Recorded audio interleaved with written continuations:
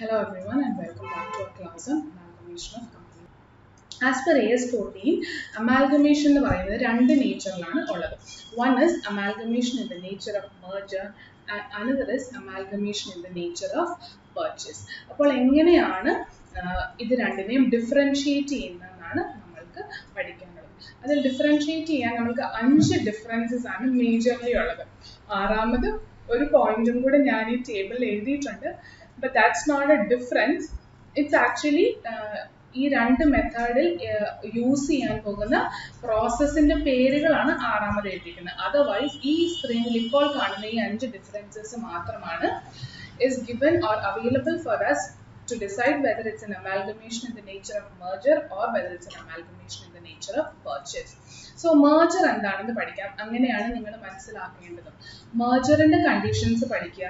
അതിൽ ഏതെങ്കിലും ഒരു കണ്ടീഷൻ വയലേറ്റ് ആയാലും automatically it will become A amalgamation in the nature of purchase. അപ്പോൾ merger ആണ് നമ്മൾ ശ്രദ്ധിക്കേണ്ടത്. മെർജറിന്റെ കണ്ടീഷൻസ് വയലേറ്റ് ആയി കഴിഞ്ഞാൽ ഓട്ടോമാറ്റിക്കലി പർച്ചേസിലേക്ക് പോകണം. അല്ലാന്നുണ്ടെങ്കിൽ ക്വസ്റ്റനിൽ സ്പെസിഫിക്കലി തരും treat it as an amalgamation in the nature of merger or purchase. So ഒന്നും തരാതെ വരുന്ന ക്വസ്റ്റനിൽ you have to decide what type of amalgamation is it and you have to decide based on the conditions for merger. അതിൽ അഞ്ചും satisfy ആയാൽ merger ആയിരിക്കും. ഏതെങ്കിലും ഒന്നെങ്കിലും violate ആയാൽ it becomes a purchase. So what are the conditions? So merger ആദ്യത്തെ conditions selling കമ്പനിയുടെ എല്ലാ assets and ലയബിലിറ്റീസും transfer ആവണം. രണ്ടാമത്തേത് സെല്ലിംഗ് കമ്പനിയുടെ ഷെയർ ഹോൾഡേഴ്സ് 90% ഷെയർ ഹോൾഡേഴ്സ് ആയിട്ടുള്ളവർ പർച്ചേസിംഗ് കമ്പനിയുടെ ഷെയർ ഹോൾഡേഴ്സ് ആയി മാറിയിരിക്കണം. അതായത് സെല്ലിംഗ് കമ്പനി ഇപ്പോൾ എ ലിമിറ്റഡ് ആണെങ്കിൽ എ ലിമിറ്റഡിലെ 90% ഷെയർ ഹോൾഡേഴ്സും should become share holders of purchasing company also. മൂന്നാമത്തേത് purchase consideration settle ചെയ്യുമ്പോൾ it should be settled wholly using equity shares of purchasing company. അതായത് ഇപ്പോൾ 1,30,000 ആണ് നമ്മൾ പർച്ചേസ് കൺസിഡറേഷൻ കൊടുക്കേണ്ടതെന്ന് വെക്കുക. പർച്ചേസിംഗ് കമ്പനി മുഴുവൻ 1,30,000 സെറ്റിൽ ചെയ്യേണ്ടത് ഇക്വിറ്റി ഷെയർസ് ഉപയോഗിച്ചാണ്. അപ്പോൾ 10 രൂപ ഫേസ് വാല്യൂ ഉള്ള ഇക്വിറ്റി ഷെയർ ആണെങ്കിൽ we can say 13,000 equity shares ഉപയോഗിച്ചാണ് സെറ്റിൽ ചെയ്യുന്നത്. So fully using equity shares. Only there is one exception wherein if the purchase consideration computed is computed or is not exactly divisible by the face value of equity shares. അതായത് exact number of shares ആയിട്ട് നമ്മൾക്ക് issue ചെയ്യാൻ പറ്റാതെ കുറച്ച് മിച്ചം വരുന്ന ഒരു case, fraction വരുന്ന, അങ്ങനെയാണെങ്കിൽ ആ മിച്ചം എമൗണ്ട് മാത്രം ക്യാഷ് ആയിട്ട് കൊടുക്കാം. ഇപ്പം ഞാൻ പറഞ്ഞ എക്സാമ്പിൾ 1,30,000 3 rupees ആണ് പർച്ചേസ് കൺസിഡറേഷൻ എന്ന് വെക്കുക. I can pay 1,30,000 of purchase consideration using 13,000 equity shares of 10 each. But remaining 3 rupees എനിക്ക് ഇക്വിറ്റി ഷെയർ മുറിച്ചു കൊടുക്കാനോ അങ്ങനെ വല്ലതും പറയാൻ പറ്റുമോ? ഇല്ല. I have to pay an equity share of 10 rupees only. So for that fraction or for that difference in which I cannot allot a equity share, അതിനു വേണ്ടി മാത്രം നമ്മൾ ക്യാഷ് കൊടുത്താൽ then there is not an issue. അത് difference നമ്മൾക്ക് സെറ്റിൽ ചെയ്യാൻ പറ്റാത്തത് കാരണം നമ്മൾ ലാസ്റ്റ് റിസോർട്ട് ആയിട്ട് ക്യാഷിനെ ഡിപ്പെൻഡ് ചെയ്യുന്നത്. അല്ലെങ്കിൽ നമ്മൾ കൊടുക്കാൻ ആഗ്രഹിച്ചത് മുഴുവൻ ഇക്വിറ്റി ഷെയർസിലാണ്. സോ ഫുൾ സെറ്റിൽമെന്റും പർച്ചേസ് കൺസിഡറേഷൻ നടത്തേണ്ടത് ഇക്വിറ്റി ഷെയറിലാണ് if it is amalgamation in the nature of merger. Only exception is when you cannot settle for the balance of fraction of amount. ആ ഫ്രാക്ഷണൽ ഷെയറിന് മാത്രം ക്യാഷ് നമ്മൾക്ക് കൊടുക്കാം. അങ്ങനെയാണെങ്കിൽ still merger ആയിട്ട് treat ചെയ്യും. പക്ഷെ അല്ല, 1,30,000 പർച്ചേസ് കൺസിഡറേഷൻ, അതിൽ കമ്പനി പറയുന്നു 10,000 ഇക്വിറ്റി ഷെയർസ് ഓഫ് 10 each കൊടുക്കാം, ബാക്കി ക്യാഷ് ആയിട്ടാണെങ്കിൽ, അതായത് 30,000 ബാക്കി ക്യാഷ് ആണെങ്കിൽ ദെൻ ആ റൂള് നമ്മൾ വയലേറ്റ് ചെയ്തു. ഏതാണ്? Purchase consideration should be fully out of equity shares. You have to automatically consider this amalgamation as amalgamation in the nature of purchase. That is the third and most important point under merger. ഇനി നാലാമത്തേത് selling company ഏത് business ആണോ ചെയ്തുകൊണ്ടിരുന്നത് അത് തന്നെ വേണം purchasing കമ്പനിയും continue ചെയ്യാൻ. ആ ഇന്റൻഷനോടുകൂടി ആയിരിക്കണം ബിസിനസ് വാങ്ങിക്കേണ്ടത്.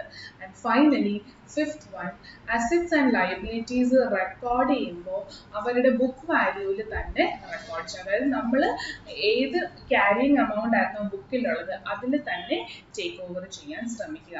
അതിൽ വ്യത്യാസം വരാം only when adjustments are required to ensure maybe accounting policies are matching. അങ്ങനെ unavoidable reasons കാരണം എന്തെങ്കിലും adjustment വരുത്തുകയാണെങ്കിൽ that is permitted. But otherwise all assets and liabilities should be taken over and recorded at the existing book value.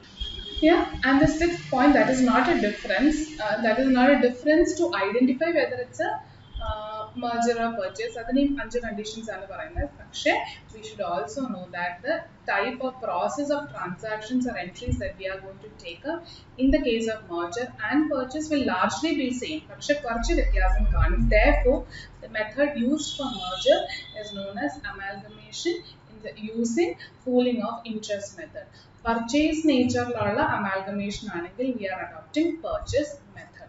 അപ്പോൾ ചിലപ്പോൾ ഈ conditions ഒന്നും തരാതെ നമ്മൾക്ക് ഈ മെത്തേഡിന്റെ പേര് പറഞ്ഞ് തന്നിരിക്കും. അപ്പോൾ മെത്തേഡിന്റെ പേര് പറഞ്ഞാലും you will have to identify what is the nature of amalgamation. Yeah? So we will quickly repeat. You have to remember these differences before actually trying out problems. Yeah? Because this is the base for amalgamation. 5 conditions ആണുള്ളത്. അതിൽ മെർജറിന്റെ condition പഠിക്കാം. അതിന്റെ opposite ആയിരിക്കും പർച്ചേസിൽ വരുന്നത്. ആദ്യത്തെ condition, selling കമ്പനിയുടെ എല്ലാ assets and ലയബിലിറ്റീസും purchasing കമ്പനിയിലേക്ക് ട്രാൻസ്ഫർ ചെയ്തിരിക്കണം. രണ്ടാമത്, സെല്ലിംഗ് കമ്പനിയുടെ 90% ഷെയർ ഹോൾഡേഴ്സും പർച്ചേസിംഗ് കമ്പനിയുടെ ഷെയർ ഹോൾഡേഴ്സ് ആയിരിക്കണം. മൂന്നാമത്തേത്, പർച്ചേസ് കൺസിഡറേഷൻ സെറ്റിൽ ചെയ്യുമ്പോൾ ഫുൾ ഇക്വിറ്റി ഷെയർ ഉപയോഗിച്ച് വേണം പർച്ചേസ് കമ്പനി സെറ്റിൽ ചെയ്യാൻ, provided cash is permitted to the extent of fractional share. നാലാമത്തേത്, സെല്ലിംഗ് കമ്പനിയുടെ സെയിം ബിസിനസ് കണ്ടിന്യൂ ചെയ്യാനുള്ള ഇന്റൻഷനോടുകൂടി ആയിരിക്കണം, അല്ലെങ്കിൽ കണ്ടിന്യൂ ചെയ്യാൻ വേണ്ടി ആയിരിക്കണം പർച്ചേസിംഗ് കമ്പനി അമാൽഗമേഷൻ നടത്തുന്നത്. അഞ്ചാമത്തേത്, ട്രാൻസ്ഫർ ചെയ്തു വരുന്ന എല്ലാ അസറ്റ്സ് ആൻഡ് ലയബിലിറ്റീസും should be recorded at their book value presently. അതിൽ എന്തെങ്കിലും അഡ്ജസ്റ്റ്മെന്റ് വരുത്താൻ തടസ്സമില്ല. only to ensure that maybe accounting policies of purchasing companies met. കാരണം പുതിയ കമ്പനിയിലേക്ക് വരുമ്പോൾ അവർ ഫോളോ ചെയ്യുന്ന അക്കൗണ്ടിങ് പോളിസീസോ അല്ലെങ്കിൽ ഏതെങ്കിലും റൂൾസ് ഒക്കെ സെല്ലിംഗ് കമ്പനിയിൽ വ്യത്യസ്തമായിരുന്നെങ്കിൽ ആ ഒരു ഡിഫറൻസ് മീറ്റപ്പ് ചെയ്യാൻ അല്ലെങ്കിൽ ഡിഫറൻസ് കവറപ്പ് ചെയ്യാൻ വേണമെങ്കിൽ നമുക്ക് കുറച്ച് ചേഞ്ചസ് വരുത്താം, അല്ലെങ്കിൽ ഡിഫറൻസ് ഒന്ന് സെറ്റിൽ ചെയ്യാൻ വേണ്ടി ഡിഫറൻസസ് വരുത്താം. അല്ലാന്നുണ്ടെങ്കിൽ any other case you will have to record all the assets and liabilities taken over only at the book value. So these 5 conditions, if satisfied, it becomes an amalgamation in the nature of merger. If any of this one condition is not satisfied, then it becomes an amalgamation in the nature of purchase. So അതിന്റെ opposite ആണ് ഏറ്റവും right hand side ൽ എഴുതിയിരിക്കുന്നത്. And sixth one, ഏതാണ് method use ചെയ്യുന്നതാണ്. Merger ആണെങ്കിൽ use ചെയ്യുന്ന മെത്തേഡിന്റെ പേര് pooling of interest method, purchase ആണെങ്കിൽ പർച്ചേസ് മെത്തേഡ്. ഇനി അത് കഴിഞ്ഞിട്ട് പറയുന്നത് AS 14 പ്രകാരം, സോ മെർജർ ഉള്ള അമാൽഗമേഷനിൽ അസറ്റ്സ് ആൻഡ് ലയബിലിറ്റീസ് മാത്രമല്ല ആ ബിസിനസിന്റെ ഇൻട്രസ്റ്റും കൂടെ മെർജ് ആവുന്നുണ്ട്. സെയിം ബിസിനസ് ആയിരിക്കണം ക്യാരി ഫോർവേഡ് എന്ന് അങ്ങനെയുള്ളത് എല്ലാം കാരണം ആ ഒരു അഡീഷണൽ തിയററ്റിക്കൽ പോയിന്റ് എഴുതിയിട്ടുണ്ടെന്നേ ഉള്ളൂ. It is not going to help us in working out a problem, but you should know if a theory question is coming from AS 14. So you can just go through this paragraph later on. ഈ notes ഒക്കെ നിങ്ങൾക്ക് മെയിലിൽ അയച്ചു തരാൻ പറയുന്നത്. ഇനി pooling of interest മെത്തേഡും purchase മെത്തേഡിലും എങ്ങനെയൊക്കെയാണ് നമ്മൾ റെക്കോർഡ് ചെയ്യാൻ വേണ്ടി പറഞ്ഞ കാര്യങ്ങളൊക്കെ കുറച്ചുകൂടെ എലാബറേറ്റ് ആയിട്ട് നമ്മൾ ഡിസ്കസ് ചെയ്യാൻ പോവുകയാണ്. അതാണ് സെക്കൻഡ് ക്വസ്റ്റ്യൻ ആയിട്ട് തന്നിരുന്നതാണ് 2B.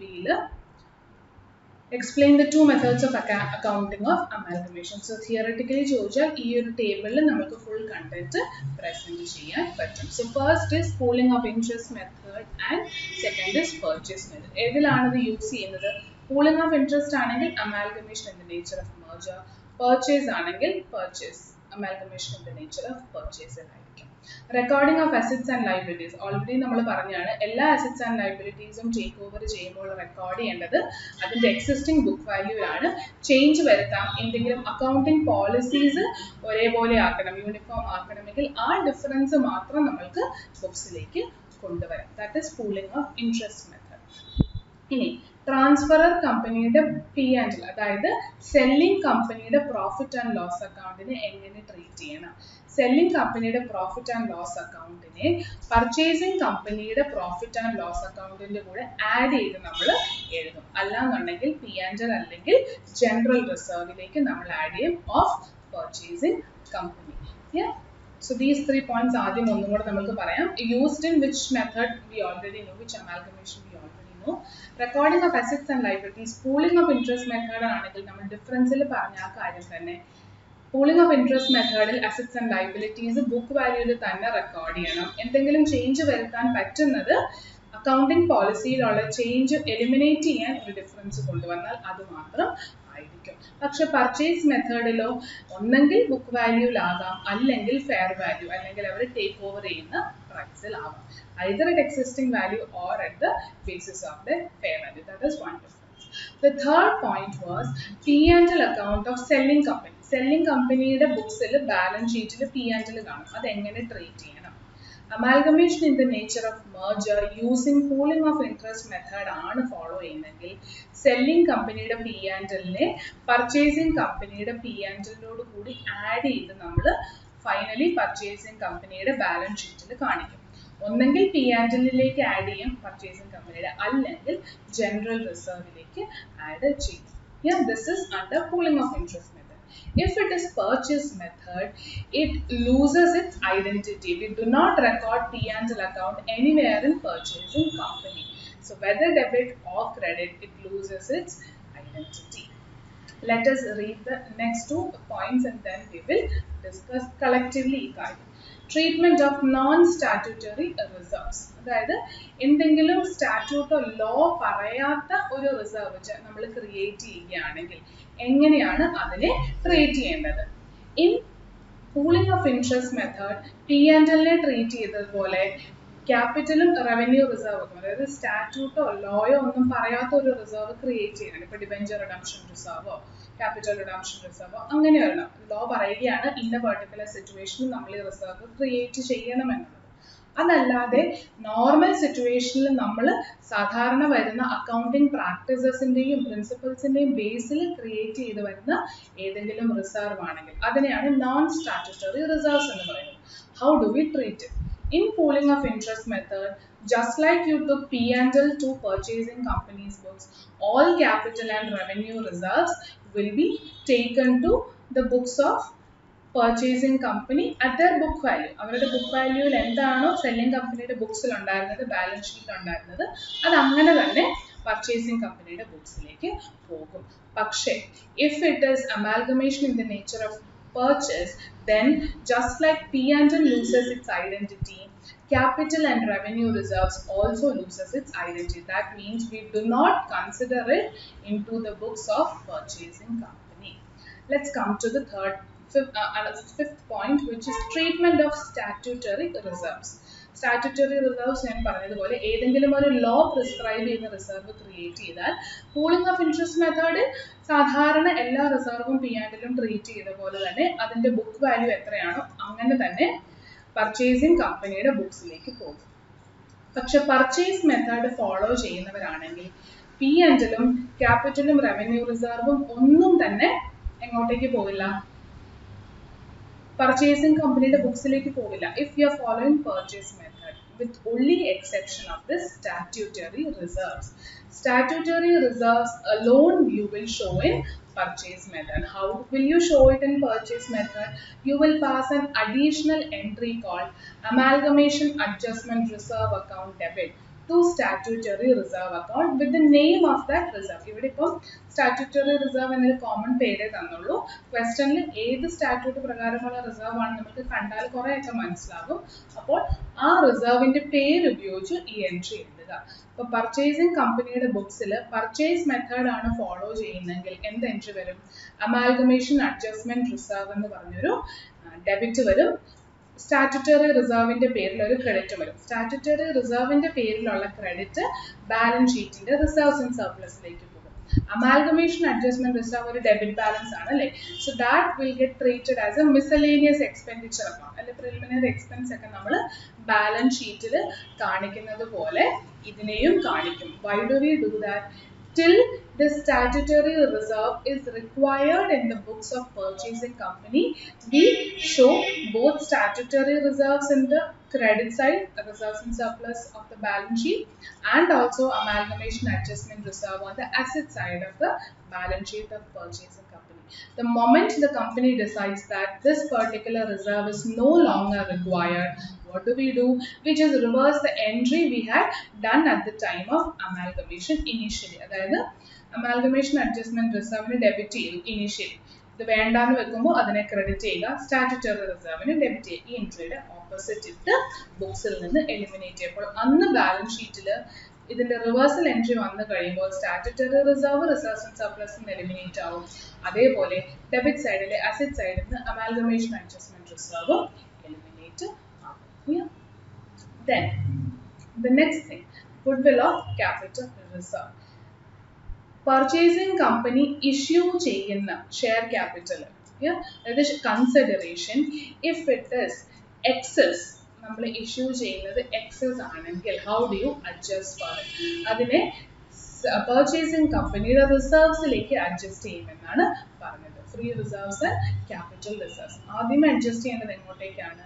Capital reserve of selling company, പിന്നെ general reserve of selling company, and third P&L account of selling company. ഈ പോയിന്റുകൾ ഒരു ചാർട്ട് പോലെ ഞാൻ വീണ്ടും തന്നിട്ടുണ്ട്.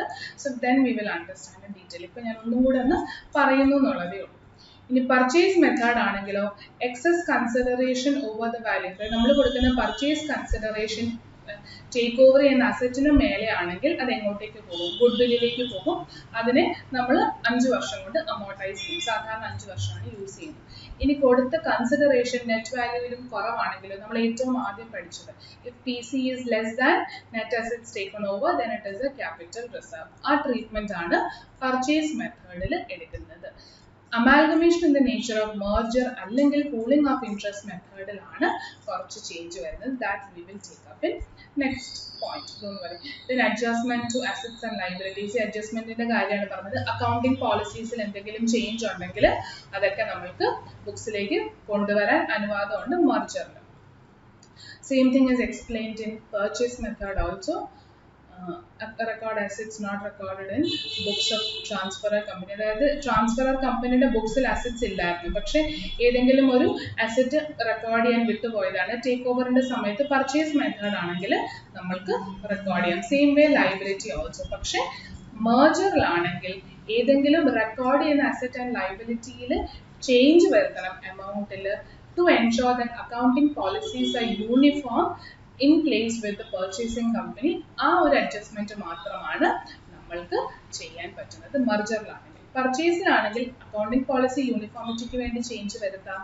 പിന്നെയോ ഏതെങ്കിലും അസറ്റ് ആൻഡ് ലയബിലിറ്റി സെല്ലിംഗ് കമ്പനിയുടെ ആയിരുന്നു, പക്ഷെ അന്ന് റെക്കോർഡ് ചെയ്തിട്ടില്ല, അതിനെ ടേക്ക് ഓവറിന്റെ സമയത്ത് നമ്മൾക്ക് റെക്കോർഡ് ചെയ്യാവുന്നതാണ്. Purchase method. Then point number 2C is additional disclosures that it is already discussed to you. So I'm not going to go into that part. ഇത് നിങ്ങളുടെ തിയറി ഞാൻ തരുന്ന കൂട്ടത്തിൽ കണ്ടുകൊള്ളൂ. അപ്പോൾ നിങ്ങൾക്ക് വായിച്ച് മനസ്സിലാക്കുന്നതാണ്. But I believe it is already covered. I have just given as part of the entire question set answer. So നമ്മളിവിടെ പെൻഡിങ്ങിൽ വെച്ചിരുന്ന ഈ ഒരു പോയിന്റും ഒന്നും കൂടെ ഈ ബ്രാക്കറ്റിൽ എഴുതിയതൊക്കെ ഞാനൊരു ചാർട്ട് രൂപത്തിൽ തന്നിട്ടുണ്ട്. അപ്പോൾ കുറച്ചും കൂടെ തിയററ്റിക്കലി അല്ലാതെ ഫോർമുലയൊക്കെ യൂസ് ചെയ്ത് എഴുതാൻ ശ്രമിച്ചിട്ടുണ്ട്. അപ്പോൾ രണ്ടും ഒരേ കാര്യമാണ് പറയുന്നത്. അപ്പം നിങ്ങൾക്ക് വായിച്ചു കഴിഞ്ഞാൽ ഏതാണ് പെട്ടെന്ന് രജിസ്റ്റർ ആവുന്നത് അല്ലെങ്കിൽ മേജർ ആയിട്ടുള്ള ഡിഫറൻസ് നമ്മൾ ഓർത്തിരിക്കേണ്ട പോയിന്റാണ് ഈ ചാർട്ടിൽ തന്നിരിക്കുന്നത്. അപ്പോൾ റിവിഷന്റെ സമയത്ത് ഉപകാരപ്പെടും. ഇതല്ല ഇത് വേണ്ട മറ്റേ ടേബിൾ തന്നെ നോക്കിയാൽ എല്ലാം ക്ലിയർ ആവുന്നുണ്ടെങ്കിൽ അത് തന്നെ ചെയ്തു. അത് തന്നെയാണ് എടുത്തിരിക്കുന്നത്. ഇമ്പോർട്ടൻ്റ് ആയിട്ടുള്ള കുറച്ച് പോയിന്റ്സ് ഞാൻ വീണ്ടും ഒരു ചാർട്ട് രൂപത്തിൽ ആക്കിയെന്നേ ഉള്ളൂ. So accounting for amalgamation including absorption as per it is purchase merger. Purchase method നമ്മൾ പറഞ്ഞതാണ് ഒന്നെങ്കിൽ ബുക്ക് വാല്യൂവിൽ റെക്കോർഡ് ചെയ്യാം, അല്ലെങ്കിൽ ഫെയർ വാല്യൂ. അപ്പോൾ ഇവിടെ ഫെയർ വാല്യൂവിനെ കുറിച്ചാണ് ഞാൻ സംസാരിച്ചിരിക്കുന്നത്. വൈ? ബിക്കോസ് ആ ഡിഫറൻസ് ഒന്ന് കാണിക്കാൻ. ഇനി പൂളിംഗ് ഓഫ് ഇൻട്രസ്റ്റ് അല്ലെങ്കിൽ മർജറിലാണെങ്കിൽ assets and liabilities record base value അല്ലെങ്കിൽ ബുക്ക് വാല്യൂ എന്ന് നമ്മൾക്ക് പറയാം. ഇനി in purchase method take over ചെയ്യുന്ന അസറ്റ്സിന്റെ നെറ്റ് അസറ്റ്സിന്റെ വർത്തും പർച്ചേസ് കൺസിഡറേഷനും തമ്മിൽ ഡിഫറൻസ് ഉണ്ടെങ്കിൽ, പർച്ചേസ് കൺസിഡറേഷൻ കൂടുതലാണ് പേ ചെയ്യുന്നതെങ്കിൽ ആ ഡിഫറൻസ് എമൗണ്ട് ഗുഡ് വില്ലിലേക്ക് പോകും. പർച്ചേസ് കൺസിഡറേഷൻ കിട്ടിയ അസറ്റിനേക്കാൾ കുറവാണെങ്കിലോ ക്യാപിറ്റൽ റിസർവിലേക്ക് പോകും. ഓൾറെഡി പറഞ്ഞ കാര്യം തന്നെ ചാർട്ടിലേക്ക് ഇട്ടു എന്നുള്ളത് ഉള്ളൂ. ഇനി മൂന്നാമത്തേത്, പർച്ചേസിൽ ആകെപ്പാടെ നമ്മൾ റെക്കോർഡ് ചെയ്യാൻ പോകുന്ന റിസർവ് അല്ലെ പ്രോഫിറ്റ് ഓഫ് സെല്ലിംഗ് കമ്പനി എന്ന് പറയുന്നത് സ്റ്റാറ്റ്യൂട്ടറി റിസർവ്സ് മാത്രമാണ്. അതിനൊരു എൻട്രി ഉപയോഗിച്ചാണ് നമ്മൾ റെക്കോർഡ് ചെയ്യുന്നത്. Amalgamation adjustment reserve account debit to statutory reserves, and statutory reserves will be taken to where? Will be taken to reserves and surplus, and amalgamation adjustment reserve will be taken to the asset side, debit side. No reserve shall be included in the books of purchasing company except for statutory reserves. അതായത് selling കമ്പനിയുടെ ബുക്സിൽ P&L ഉണ്ടോ, capital reserve ഉണ്ടോ, revenue reserve ഉണ്ടോ, we are not bothered if it is purchase method. Take only statutory reserves into the books of purchasing company. Now ആ പറഞ്ഞ കാര്യങ്ങൾ തന്നെ ചെറുതായിട്ടൊന്ന് കൺസൈസ് ചെയ്ത് എഴുതാം. ഇനി മെർജറിലേക്ക് വരാം. മെർജറിൽ നമ്മൾ പറഞ്ഞ കാര്യമാണ് അസറ്റ് ആൻഡ് ലയബിലിറ്റി എല്ലാം ട്രാൻസ്ഫർ ചെയ്യണം, റെക്കോർഡ് ചെയ്യുമ്പോൾ ബുക്ക് വാല്യൂവിൽ ആയിരിക്കണം. ഇനി രണ്ടാമത് ഇവർ തമ്മിലുള്ള ഡിഫറൻസിൽ പറഞ്ഞാണ് നമ്മളിവിടെ ഓരോ പോയിന്റ് ആയിട്ട് പറഞ്ഞു. P&L എങ്ങനെ ട്രീറ്റ് ചെയ്യണം, നോൺ സ്റ്റാറ്റ്യൂട്ടറി റിസർവ്സിനെ എങ്ങനെ ട്രീറ്റ് ചെയ്യണം, സ്റ്റാറ്റ്യൂട്ടറി റിസർവ്സിനെ എങ്ങനെ ട്രീറ്റ്, ഇത് മൂന്നിന്റെയും കൂടെ കളക്റ്റീവ് ആയിട്ടാണ് ചാർട്ടിൽ ഇട്ടേക്കുന്നത്. അതായത് സെല്ലിംഗ് കമ്പനിയുടെ ബുക്സിൽ എന്തെല്ലാം പ്രോഫിറ്റ് അല്ലെങ്കിൽ റിസർവ്സ് ഉണ്ടോ അതെല്ലാം പർച്ചേസിംഗ് കമ്പനിയുടെ ബുക്സിലേക്ക് മാറ്റും. ടൈപ്പിംഗ് അത് recorded in the books of purchasing company ആണ് കേട്ടോ. ഇനി third point, which was a goodwill capital reserve ന്റെ ആ സെന്റൻസിന്റെ അവിടെ മെർജറിന്റെ കേസിൽ എഴുതിയ കാര്യം ഞാൻ കുറച്ചുകൂടി സിംപ്ലിഫൈഡ് ആയിട്ട് തന്നിട്ടുണ്ടെന്നേ ഉള്ളൂ. ഇനി നമ്മൾ കൊടുക്കുന്ന പർച്ചേസ് കൺസിഡറേഷൻ ഷെയർ ക്യാപിറ്റലിനേക്കാളും കൂടുതലാണെങ്കിൽ then adjust the difference against ആദ്യമേ capital reserve of selling company, ആ ഡിഫറൻസിനെ. അതായത് അപ്പോൾ സെല്ലിംഗ് കമ്പനിയുടെ ക്യാപിറ്റൽ റിസർവ് നമ്മൾ പർച്ചേസിംഗ് കമ്പനിയുടെ ബുക്സിലേക്ക് കൊണ്ടുവരുമല്ലോ, ക്യാപിറ്റൽ റിസർവ്. അപ്പോൾ ഇമാജിൻ ദ ഡിഫറൻസ് എമൗണ്ട് 50,000 നമ്മൾ അഡ്ജസ്റ്റ് ചെയ്യേണ്ട ഡിഫറൻസ് 50. ക്യാപിറ്റൽ റിസർവ് ഓൾറെഡി 30,000 ഉള്ളൂ. അപ്പോൾ ആദ്യം 50,000 ഡിഫറൻസ് എങ്ങോട്ടേക്ക് അഡ്ജസ്റ്റ് ചെയ്യണം? ക്യാപിറ്റൽ റിസർവിലേക്ക് അഡ്ജസ്റ്റ് ചെയ്യണം. അപ്പോൾ 30,000 നമ്മൾ അവിടെ നിന്ന് എടുത്തു. അപ്പോൾ ഇത് നില്ലായി. അടുത്തത് എങ്ങോട്ടേക്ക് പോകണം? ഷോർട്ട് ഫോൾ വരികയാണെങ്കിൽ we go to the general reserve of selling company. അവിടെയും അഡ്ജസ്റ്റ് ചെയ്ത് തീർന്നില്ലെങ്കിൽ അടുത്തത് എങ്ങോട്ടേക്ക് പോകും? P&L of selling company. P&L of selling കമ്പനിയിലും അഡ്ജസ്റ്റ് ചെയ്ത് തീർത്തിട്ടില്ലെങ്കിൽ then we go to the P&L of purchasing company. Yeah, P&L of purchasing companyയിലേക്ക് നമ്മൾ പോകും. Yeah, if purchase consideration paid is less than the value of share capital, then our difference നമ്മൾ എങ്ങോട്ടേക്ക് transfer ചെയ്യും?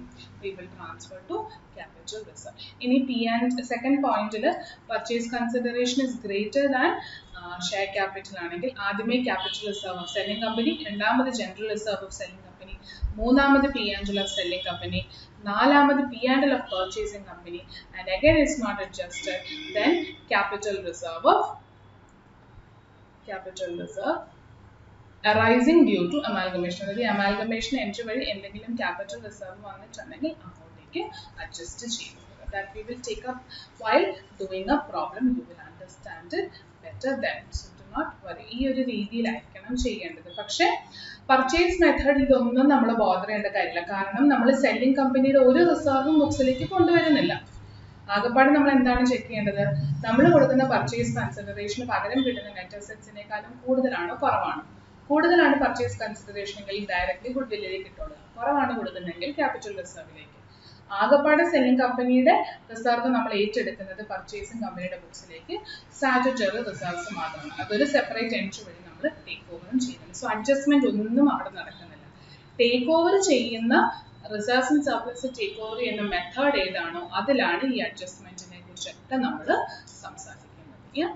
So with that understanding in mind, let us take up the journal entries in the books of selling and purchasing company. We are starting with selling company. So journal entries in the books of selling company. In selling company, be it an amalgamation in the nature of merger or purchase, journal entries ഒന്ന് തന്നെയായിരിക്കും. Selling കമ്പനിയിൽ അപ്പോൾ നമ്മൾ പഠിക്കാൻ പോകുന്ന journal entry ഏത് method ആണെങ്കിലും you need not worry. And it is similar to what happens when partnership dissolve ചെയ്യുമ്പോൾ നമ്മൾ സാധാരണ ചെയ്യുന്ന എൻട്രി മോഡൽ തന്നെയാണ് ഇവിടെയും ചെയ്യാൻ പോകുന്നത്. സോ ഒരു ബിസിനസ് പാർട്ട്ണർഷിപ്പ് ബിസിനസ് നമ്മൾ ക്ലോസ് ഡൗൺ ചെയ്യുമ്പോൾ ഏറ്റവും ആദ്യം ഓപ്പൺ ചെയ്യുന്ന എന്തായിരുന്നു? Dismantling balance sheet using realization. So same thing happens here also. So dismantling the balance sheet by opening a realization account. ആദ്യമേ ചെയ്യുന്നത് transfer of all assets taken over by purchasing company. ഇവിടെ taken over ശ്രദ്ധിക്കുക, only purchasing company ഏറ്റെടുക്കാൻ ആഗ്രഹിക്കുന്ന entries assets മാത്രമാണ് take ഓവറിന്റെ ഭാഗമായിട്ട് വരുന്നത്. Realisation account debit to individual assets at balance sheet value. ഇനി നോട്ട്സ് കുറച്ച് തന്നിട്ടുണ്ട്. If cash is not taken over by the purchase company it should not be transfer to realisation account. Cash എടുക്കുന്നില്ലെങ്കിൽ. If selling company already holds shares in purchasing company, അതായത് A Limited and B Limited. Imagine B Limited absorbs A Limited. Selling company ആരാണ്? A limited. So selling company already ഇൻവെസ്റ്റ്മെന്റിന്റെ ഭാഗമായിട്ട് അവർ ഇനി purchase ചെയ്യാൻ പോകുന്ന B ലിമിറ്റഡിൽ കുറെ ഷെയർസിൽ ഇൻവെസ്റ്റ് ചെയ്തിട്ടുണ്ടെന്ന് വെക്കാം.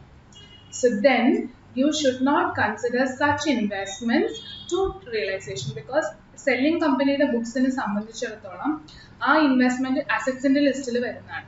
അപ്പോൾ എല്ലാ അസറ്റ്സും ട്രാൻസ്ഫർ ചെയ്യുമ്പോൾ പർച്ചേസ് ചെയ്യാൻ പോകുന്ന കമ്പനിയിൽ ഞാൻ ഫണ്ട് എപ്പോഴെങ്കിലും ഇൻവെസ്റ്റ്മെന്റ് നടത്തിയിട്ടുണ്ടെങ്കിൽ അത് എടുക്കേണ്ട കാര്യമില്ല. ബാക്കി അസറ്റ്സ് എല്ലാമാണ് ട്രാൻസ്ഫർ ചെയ്യേണ്ടത്. ഇനി ക്യാഷ് ടേക്ക് ഓവർ ചെയ്യുന്നില്ലെങ്കിൽ അതും ട്രാൻസ്ഫർ ചെയ്യേണ്ട കാര്യമില്ല. സോ ഇമ്പോർട്ടൻറ്റ് നോട്ടാണ്, ശ്രദ്ധിക്കുക.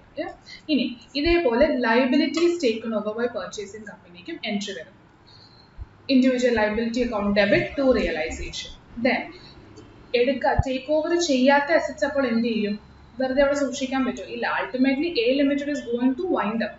So they cannot have any assets in their name. So we have to dispose of all assets either by transfer to purchasing company or by selling it off in the open market. So next is when assets are not taken over by company and they are sold by the selling company itself. എന്തായിരിക്കും entry? സാധാരണ entry പോലെ തന്നെ cash bank അക്കൗണ്ടിലേക്ക് കിട്ടുന്ന amount. If it is sold at a loss, if it is sold at a loss, റിയലൈസേഷനിലേക്കായിരിക്കും നമ്മൾ loss transfer ചെയ്യുന്നത്. പണ്ട് sale of N asset സാധാരണഗതിയിൽ നമ്മൾ ലോസ് ഓഫ് പ്രോഫിറ്റ് ഉണ്ടെങ്കിൽ പി ആൻഡിലേക്ക് ട്രാൻസ്ഫർ ചെയ്യായിരുന്നു. ഇവിടെ വൈൻഡിങ് അപ്പിന്റെ സമയത്ത്, വൈൻഡിങ് അപ്പ് എന്ന് ഉദ്ദേശിക്കുന്നത് സെല്ലിംഗ് കമ്പനിക്ക് ഇതൊരു വൈൻഡ് അപ്പ് ആണ്, അല്ലെങ്കിൽ ഡിസൊല്യൂഷൻ സ്റ്റേജ് ആണ് അല്ലേ? സോറി, ആ വൈൻഡിങ് അപ്പിന്റെ സമയത്ത് പി ആൻഡ് എല്ലിലേക്ക് ട്രാൻസ്ഫർ ചെയ്യാതെ നമ്മൾ റിയലൈസേഷൻ ഓപ്പൺ ചെയ്തിട്ട് അങ്ങോട്ടേക്ക് പോസ്റ്റ് ചെയ്യുകയാണ്, ലാഭമായാലും നഷ്ടമായാലും. And credit will be given to the sundry assets. These are all normal entries that you already know. Same thing if liabilities are not taken over by purchasing company are directly settled by the selling company. Entry will be നമ്മുടെ കയ്യിൽ നിന്ന് പൈസ പോകും. So cash ബാങ്കിനെ credit ചെയ്യുക, ലയബിലിറ്റിനെ debit ചെയ്യുക. A loss or profit will be taken to realization account. Yeah? So these are the first major entries. ഇതിനോടൊപ്പം ഈ ഒരു പ്രോസസ് ഒക്കെ ക്യാരി ഔട്ട് ചെയ്യാൻ നമ്മൾ ഒരു ലിക്വിഡേറ്ററിനെയോ അപ്പോയിന്റ് ചെയ്തെന്നിരിക്കാം, അല്ലെങ്കിൽ നമ്മൾ തന്നെയാണ് നടത്തുന്നതെങ്കിലും you will have certain expenses to carry out this winding up process of the selling company. അപ്പോൾ ആ സമയത്ത് പല എക്സ്പെൻസസും ലിക്വിഡേഷന്റെ ഭാഗമായിട്ട് അല്ലെങ്കിൽ റിയലൈസേഷന്റെ ഭാഗമായിട്ട് ഇൻകർ ചെയ്തെന്നിരിക്കാം. സോ അങ്ങനെ വരുന്ന റിയലൈസേഷൻ എക്സ്പെൻസിനെ എങ്ങനെ ട്രീറ്റ് ചെയ്യണം? Realization account debit to cash account. ഇതിനും ഈ ഒരു എക്സ്പെൻസസ് ഫോർ റിയലൈസേഷൻ എങ്ങനെ ട്രീറ്റ് ചെയ്യണമെന്നുള്ളതിനും ഒരു നോട്ടുണ്ട്. ചില സാഹചര്യത്തിലൊക്കെ പർച്ചേസിംഗ് കമ്പനി തന്നെ റിയലൈസേഷൻ എക്സ്പെൻസ് മീറ്റ് ചെയ്യാമെന്ന് പറയുന്ന കേസുണ്ട്. അങ്ങനെയാണെങ്കിൽ you don't have to record any entry in the books of selling company. അപ്പോൾ എൻട്രി ആയിട്ട് നമ്മൾ പറഞ്ഞത് എന്തായിരുന്നു? If the realization expenses are met by the selling company itself, then അവരുടെ കയ്യിൽ നിന്ന് ക്യാഷ് പോകും, അത് റിയലൈസേഷൻ പ്രോഫിറ്റിനെ അഫക്റ്റും ചെയ്യേണ്ട ഒന്നാണ്. പർച്ചേസിംഗ് കമ്പനിയാണ് ഫുൾ എക്സ്പെൻസ് മീറ്റ് ചെയ്യുന്നതെങ്കിലോ you don't have to record any entry, just be silent about it. The second situation would be selling കമ്പനിയോട് പേയ്മെന്റ് നടത്തിക്കൊള്ളാൻ പറയുകയാണ്. പക്ഷെ പർച്ചേസിംഗ് കമ്പനി ആ എക്സ്പെൻസിന് വേണ്ടിയുള്ള എമൗണ്ട് റീഇംബേഴ്സ് ചെയ്യാമെന്ന് പറയുന്നു. അങ്ങനെയാണെങ്കിൽ instead of debiting to realization, you can debit purchasing company account. കാരണം പൈസ അവരുടെ കയ്യിൽ നിന്ന് നമ്മൾക്ക് കിട്ടാനുണ്ട്. And a separate entry, receipt entry should be passed for reimbursement received. അതായത് ആദ്യമേ നമ്മൾ എന്ത് എൻട്രി ചെയ്യും? If purchasing company reimburse ചെയ്യാന്ന് പറയുകയാണെങ്കിൽ റീഇംബേഴ്സ് ചെയ്താലും ആദ്യമേ നമ്മളുടെ കയ്യിൽ നിന്ന് ക്യാഷ് ബാങ്ക് പോകും. സോ അതിനെ ക്രെഡിറ്റ് ചെയ്യുക. ആരെ ഡെബിറ്റ് ചെയ്യും? The person who is going to give us the money, which is purchasing company account debit. That means you don't have to debit realization. And once the purchasing company reimburses this amount, you can write cash account debit to purchasing company. And thus the reimbursement നമ്മൾക്ക് കിട്ടിയത്. Alternatively നമുക്ക് ഒരു കാര്യം ചെയ്യാം. ഇത് രണ്ടും record ചെയ്യാതെ ignore ചെയ്താലും കുഴപ്പമില്ല. ബട്ട് റീഇംബേഴ്സ്മെന്റിന്റെ കേസിൽ ഒരു എൻട്രി നിങ്ങൾ എഴുതിയാൽ റീഇംബേഴ്സ്മെന്റിന്റെ സമയത്ത് തിരികെ കിട്ടുന്ന എൻട്രിയും എഴുതാതെ വിടരുത്. എഴുതാതെ വിട്ട് കഴിഞ്ഞാൽ then it becomes an error. രണ്ട് എൻട്രിയും എഴുതി കഴിഞ്ഞാൽ ഇറ്റ് ഇസ് ഫൈൻ. സോ രണ്ട് എൻട്രിയും എഴുതാതെ രണ്ടും ഇഗ്നോർ ചെയ്ത് കഴിഞ്ഞാലും എഫക്റ്റ് സെയിം ആണ്. ബിക്കോസ് ക്യാഷിനെ ക്രെഡിറ്റ് ചെയ്യുന്നു, ഡെബിറ്റ് ചെയ്യുന്നു, പർച്ചേസിംഗ് കമ്പനീനെ ഡെബിറ്റ് ചെയ്യുന്നു, ക്രെഡിറ്റ് ചെയ്യുന്നു. It might happen on separate dates. That is the only difference. So you can either be silent about it or you can record these two transactions at the relevant dates. And third case, when liquidation expenses are shared by both selling company and purchasing company. കുറച്ച് selling company കുറച്ച് purchasing company ആണ് expense meet ചെയ്യുന്നതെങ്കിൽ entry നമ്മൾക്ക് record ചെയ്യാം to the portion of selling company shares. Purchasing കമ്പനിയുടെ ഷെയറിനെ കുറിച്ച് ഒന്നും എഴുതേണ്ട കാര്യം ഇല്ല. Then next, in balance sheet of a selling company നമ്മൾക്ക് പല അസറ്റ്സ് ആൻഡ് ലയബിലിറ്റീസ് കാണും അല്ലേ? അതിൽ equity share holders, preference share holders, debentures, current liability, all such things, fixed asset, current assets, cash and bank, ഇങ്ങനെ പലതും കാണും. ഇതിന്റെ ആദ്യത്തെ സ്റ്റെപ്പിലാണ് നമ്മൾ എന്ത് ചെയ്തത്? എല്ലാ ലയബിലിറ്റി ആൻഡ് അസറ്റ്സ് ടേക്ക് ഓവറിനെയും ടേക്ക് ഓവർ അല്ലാതെ ഡയറക്റ്റ്ലി വിൽക്കുന്നതിനെയും ഒക്കെ റിയലൈസേഷനിലേക്ക് ട്രാൻസ്ഫർ ചെയ്യുക, അല്ലെങ്കിൽ ഡയറക്റ്റ്ലി വിൽക്കുക എന്നൊക്കെ പറഞ്ഞതിന്റെ എൻട്രി എഴുതിയത്. സോ അങ്ങനെ എല്ലാ എൻട്രീസും റെക്കോർഡ് ചെയ്ത് കഴിയുമ്പോൾ ഓട്ടോമാറ്റിക്കലി അവർ liabilities get closed and assets get closed. അതിന്റെ എഫക്റ്റ് ഒക്കെ എങ്ങോട്ടേക്ക് വന്നു കഴിഞ്ഞു? റിയലൈസേഷൻ അക്കൗണ്ടിലേക്ക് വന്നു കഴിഞ്ഞു. ഇനി ബാക്കിയുള്ളത് എന്താണ്? Equity share capital and preference share Capitals ആണ്. So when a business is being sold, by selling it off to another company and by receiving in turn an amount or equity shares from them, the selling company should pay off whom? Should pay off the owners of the company. Ultimately the payment should go to them, the equity shareholders and preference shareholders. So just like redemption la nammal padichadu ningal ekadesham orkunundu njan vishwasikkunnu. Redemption la when you are supposed to pay the debenture holders, the initial entry എന്തായിരുന്നു? Redemption due ആകുമ്പോൾ ഈ ക്യാപിറ്റലിൽ നിന്ന് അല്ലെങ്കിൽ ഡിബെഞ്ചറിൽ നിന്ന് എടുത്തു മാറ്റി debenture ഹോൾഡേഴ്സിലേക്ക് ആർക്കാണോ payment കൊടുക്കേണ്ടത് അവരിലേക്ക് നമ്മൾ എമൗണ്ട് മാറ്റിവെക്കും. That we are due to pay them. അത് തന്നെയാണ് സെല്ലിംഗ് കമ്പനിയുടെ ബുക്സിലും ആദ്യം റെക്കോർഡ് ചെയ്യുന്നത്. Transfer of share capital to the respective share holders. So equity share capital ആണെങ്കിൽ എങ്ങോട്ടേക്ക് ട്രാൻസ്ഫർ ചെയ്യും? We will transfer to equity share capital to equity shareholders. Yeah, and we will also record two realization. Endani two realization nallathu purchasing company holds shares in selling company.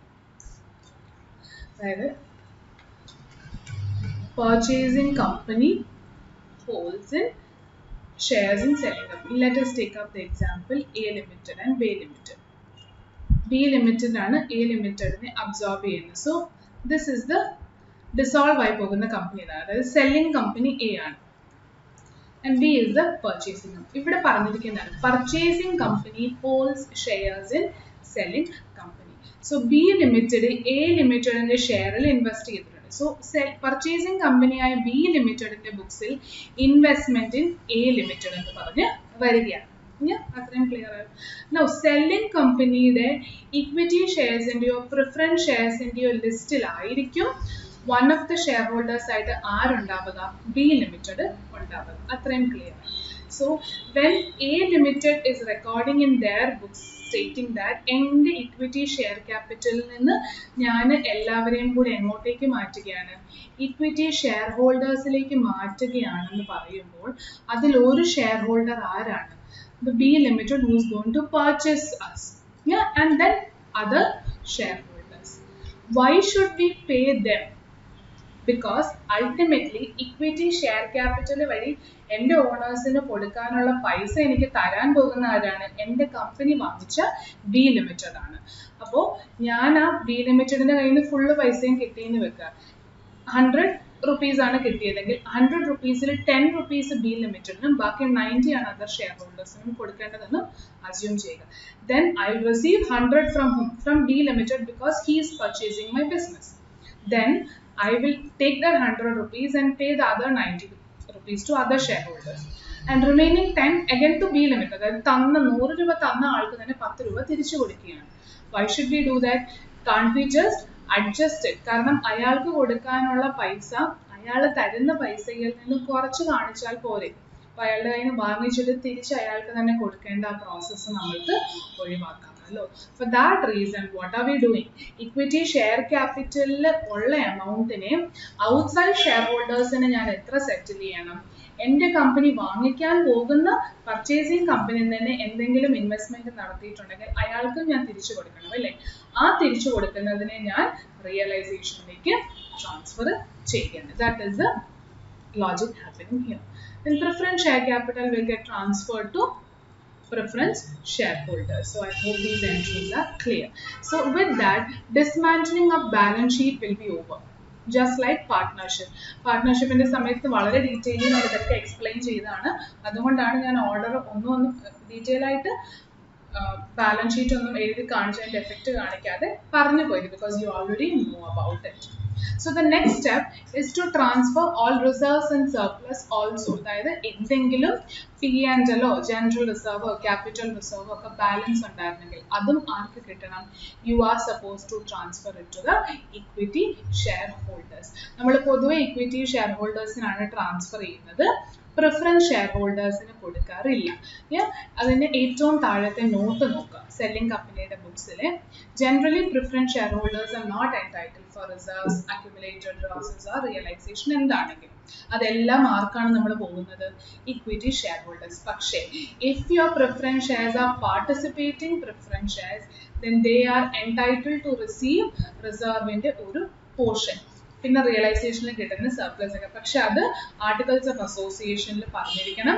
പിന്നെ ഇവർ ഏറ്റെടുക്കുന്ന അല്ലെങ്കിൽ നടത്തുന്ന അമാൽഗമേഷനിൽ അതിനെക്കുറിച്ച് പറയണം.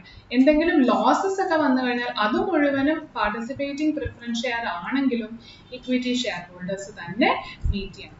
സോ പ്രിഫറൻസ് ഷെയർ ഹോൾഡേഴ്സിന് റിസർവ്സോ റിയലൈസേഷൻ പ്രോഫിറ്റോ കിട്ടണമെങ്കിൽ preference shares should be participating preference shares, and that should be discussed already as terms of amalgamation and mentioned in the AOA.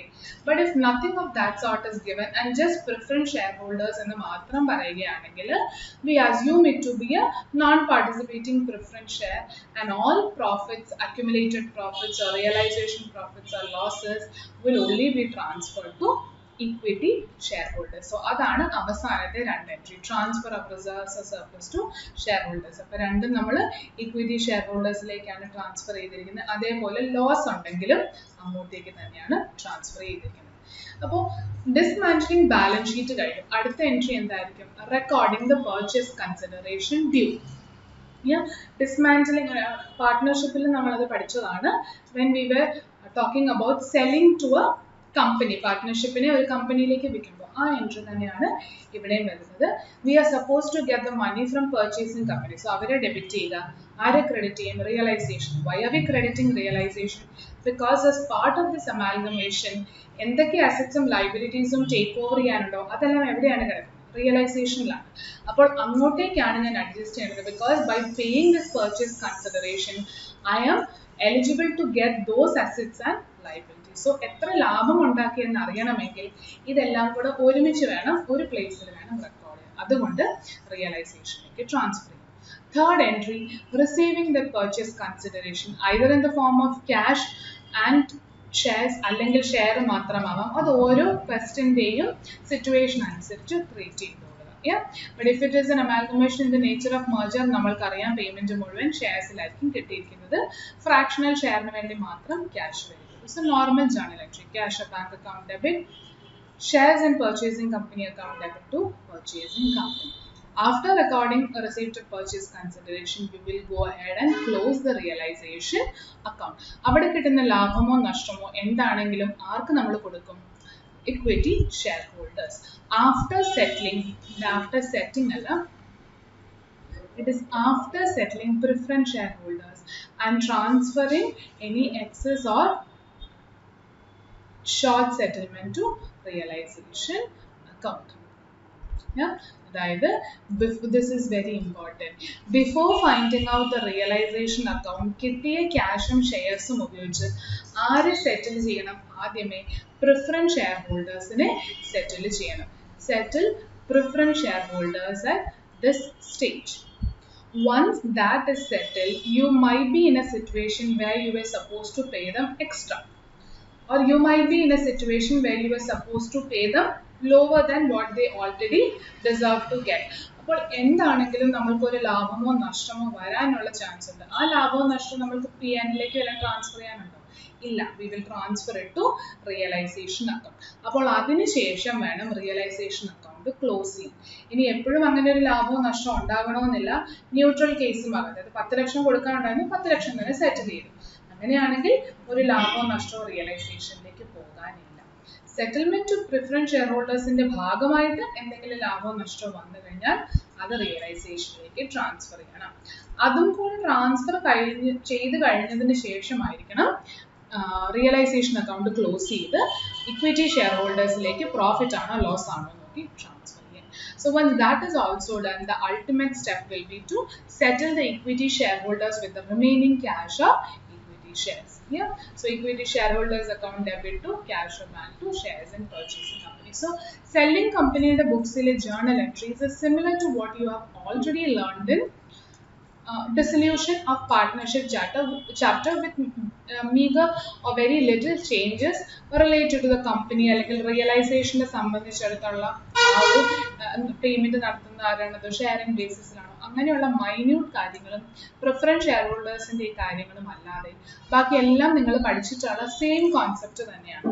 So if you remember partnership correctly selling കമ്പനിയുടെ ബുക്സിലെ journal entry ചോദിച്ചാൽ വളരെ എളുപ്പത്തിൽ നിങ്ങൾക്ക് ചെയ്യും. Journal entry മാത്രമല്ല ledger presentation ആണെങ്കിലും same thing. ഈ ജേർണലിനെയൊക്കെ ലെഡ്ജറിൽ post ചെയ്താൽ മാത്രം മതി. So try to relate it to partnership and learn so that you can cover both the chapters in one go.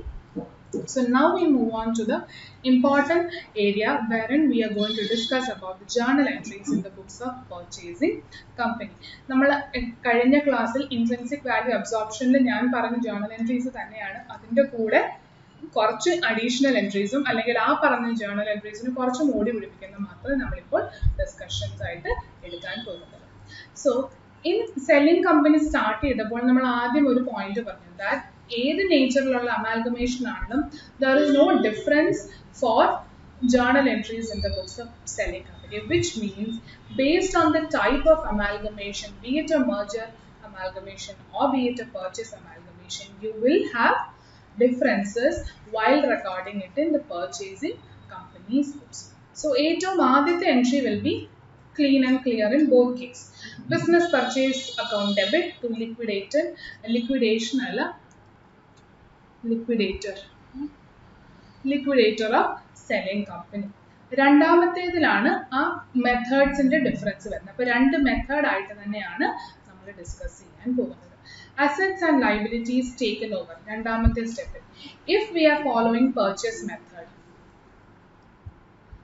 there are few typing errors.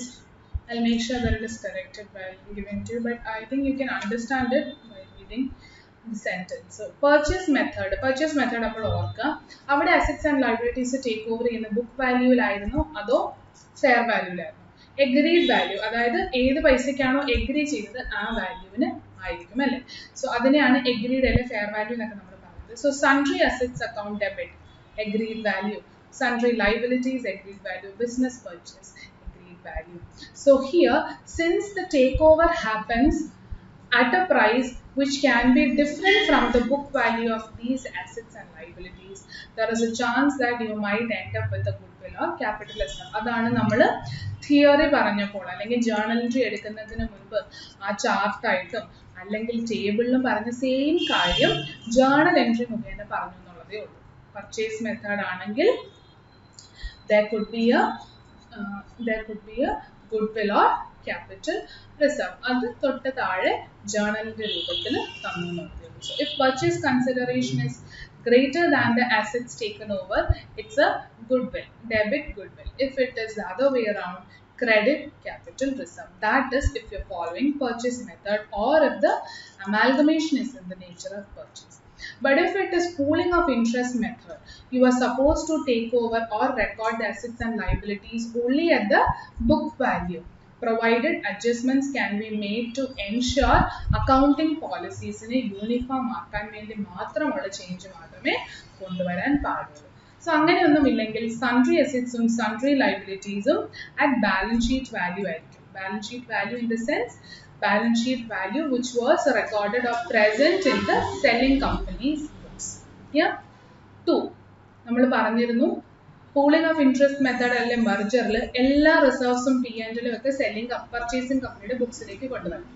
Purchase method ആണെങ്കിൽ ഒരു റിസർവും എടുക്കാൻ പാടില്ല, P and L account കൊണ്ടുവരാൻ പാടില്ല except for statutory reserve. പക്ഷെ അതിനൊരു separate entry ഉണ്ട്.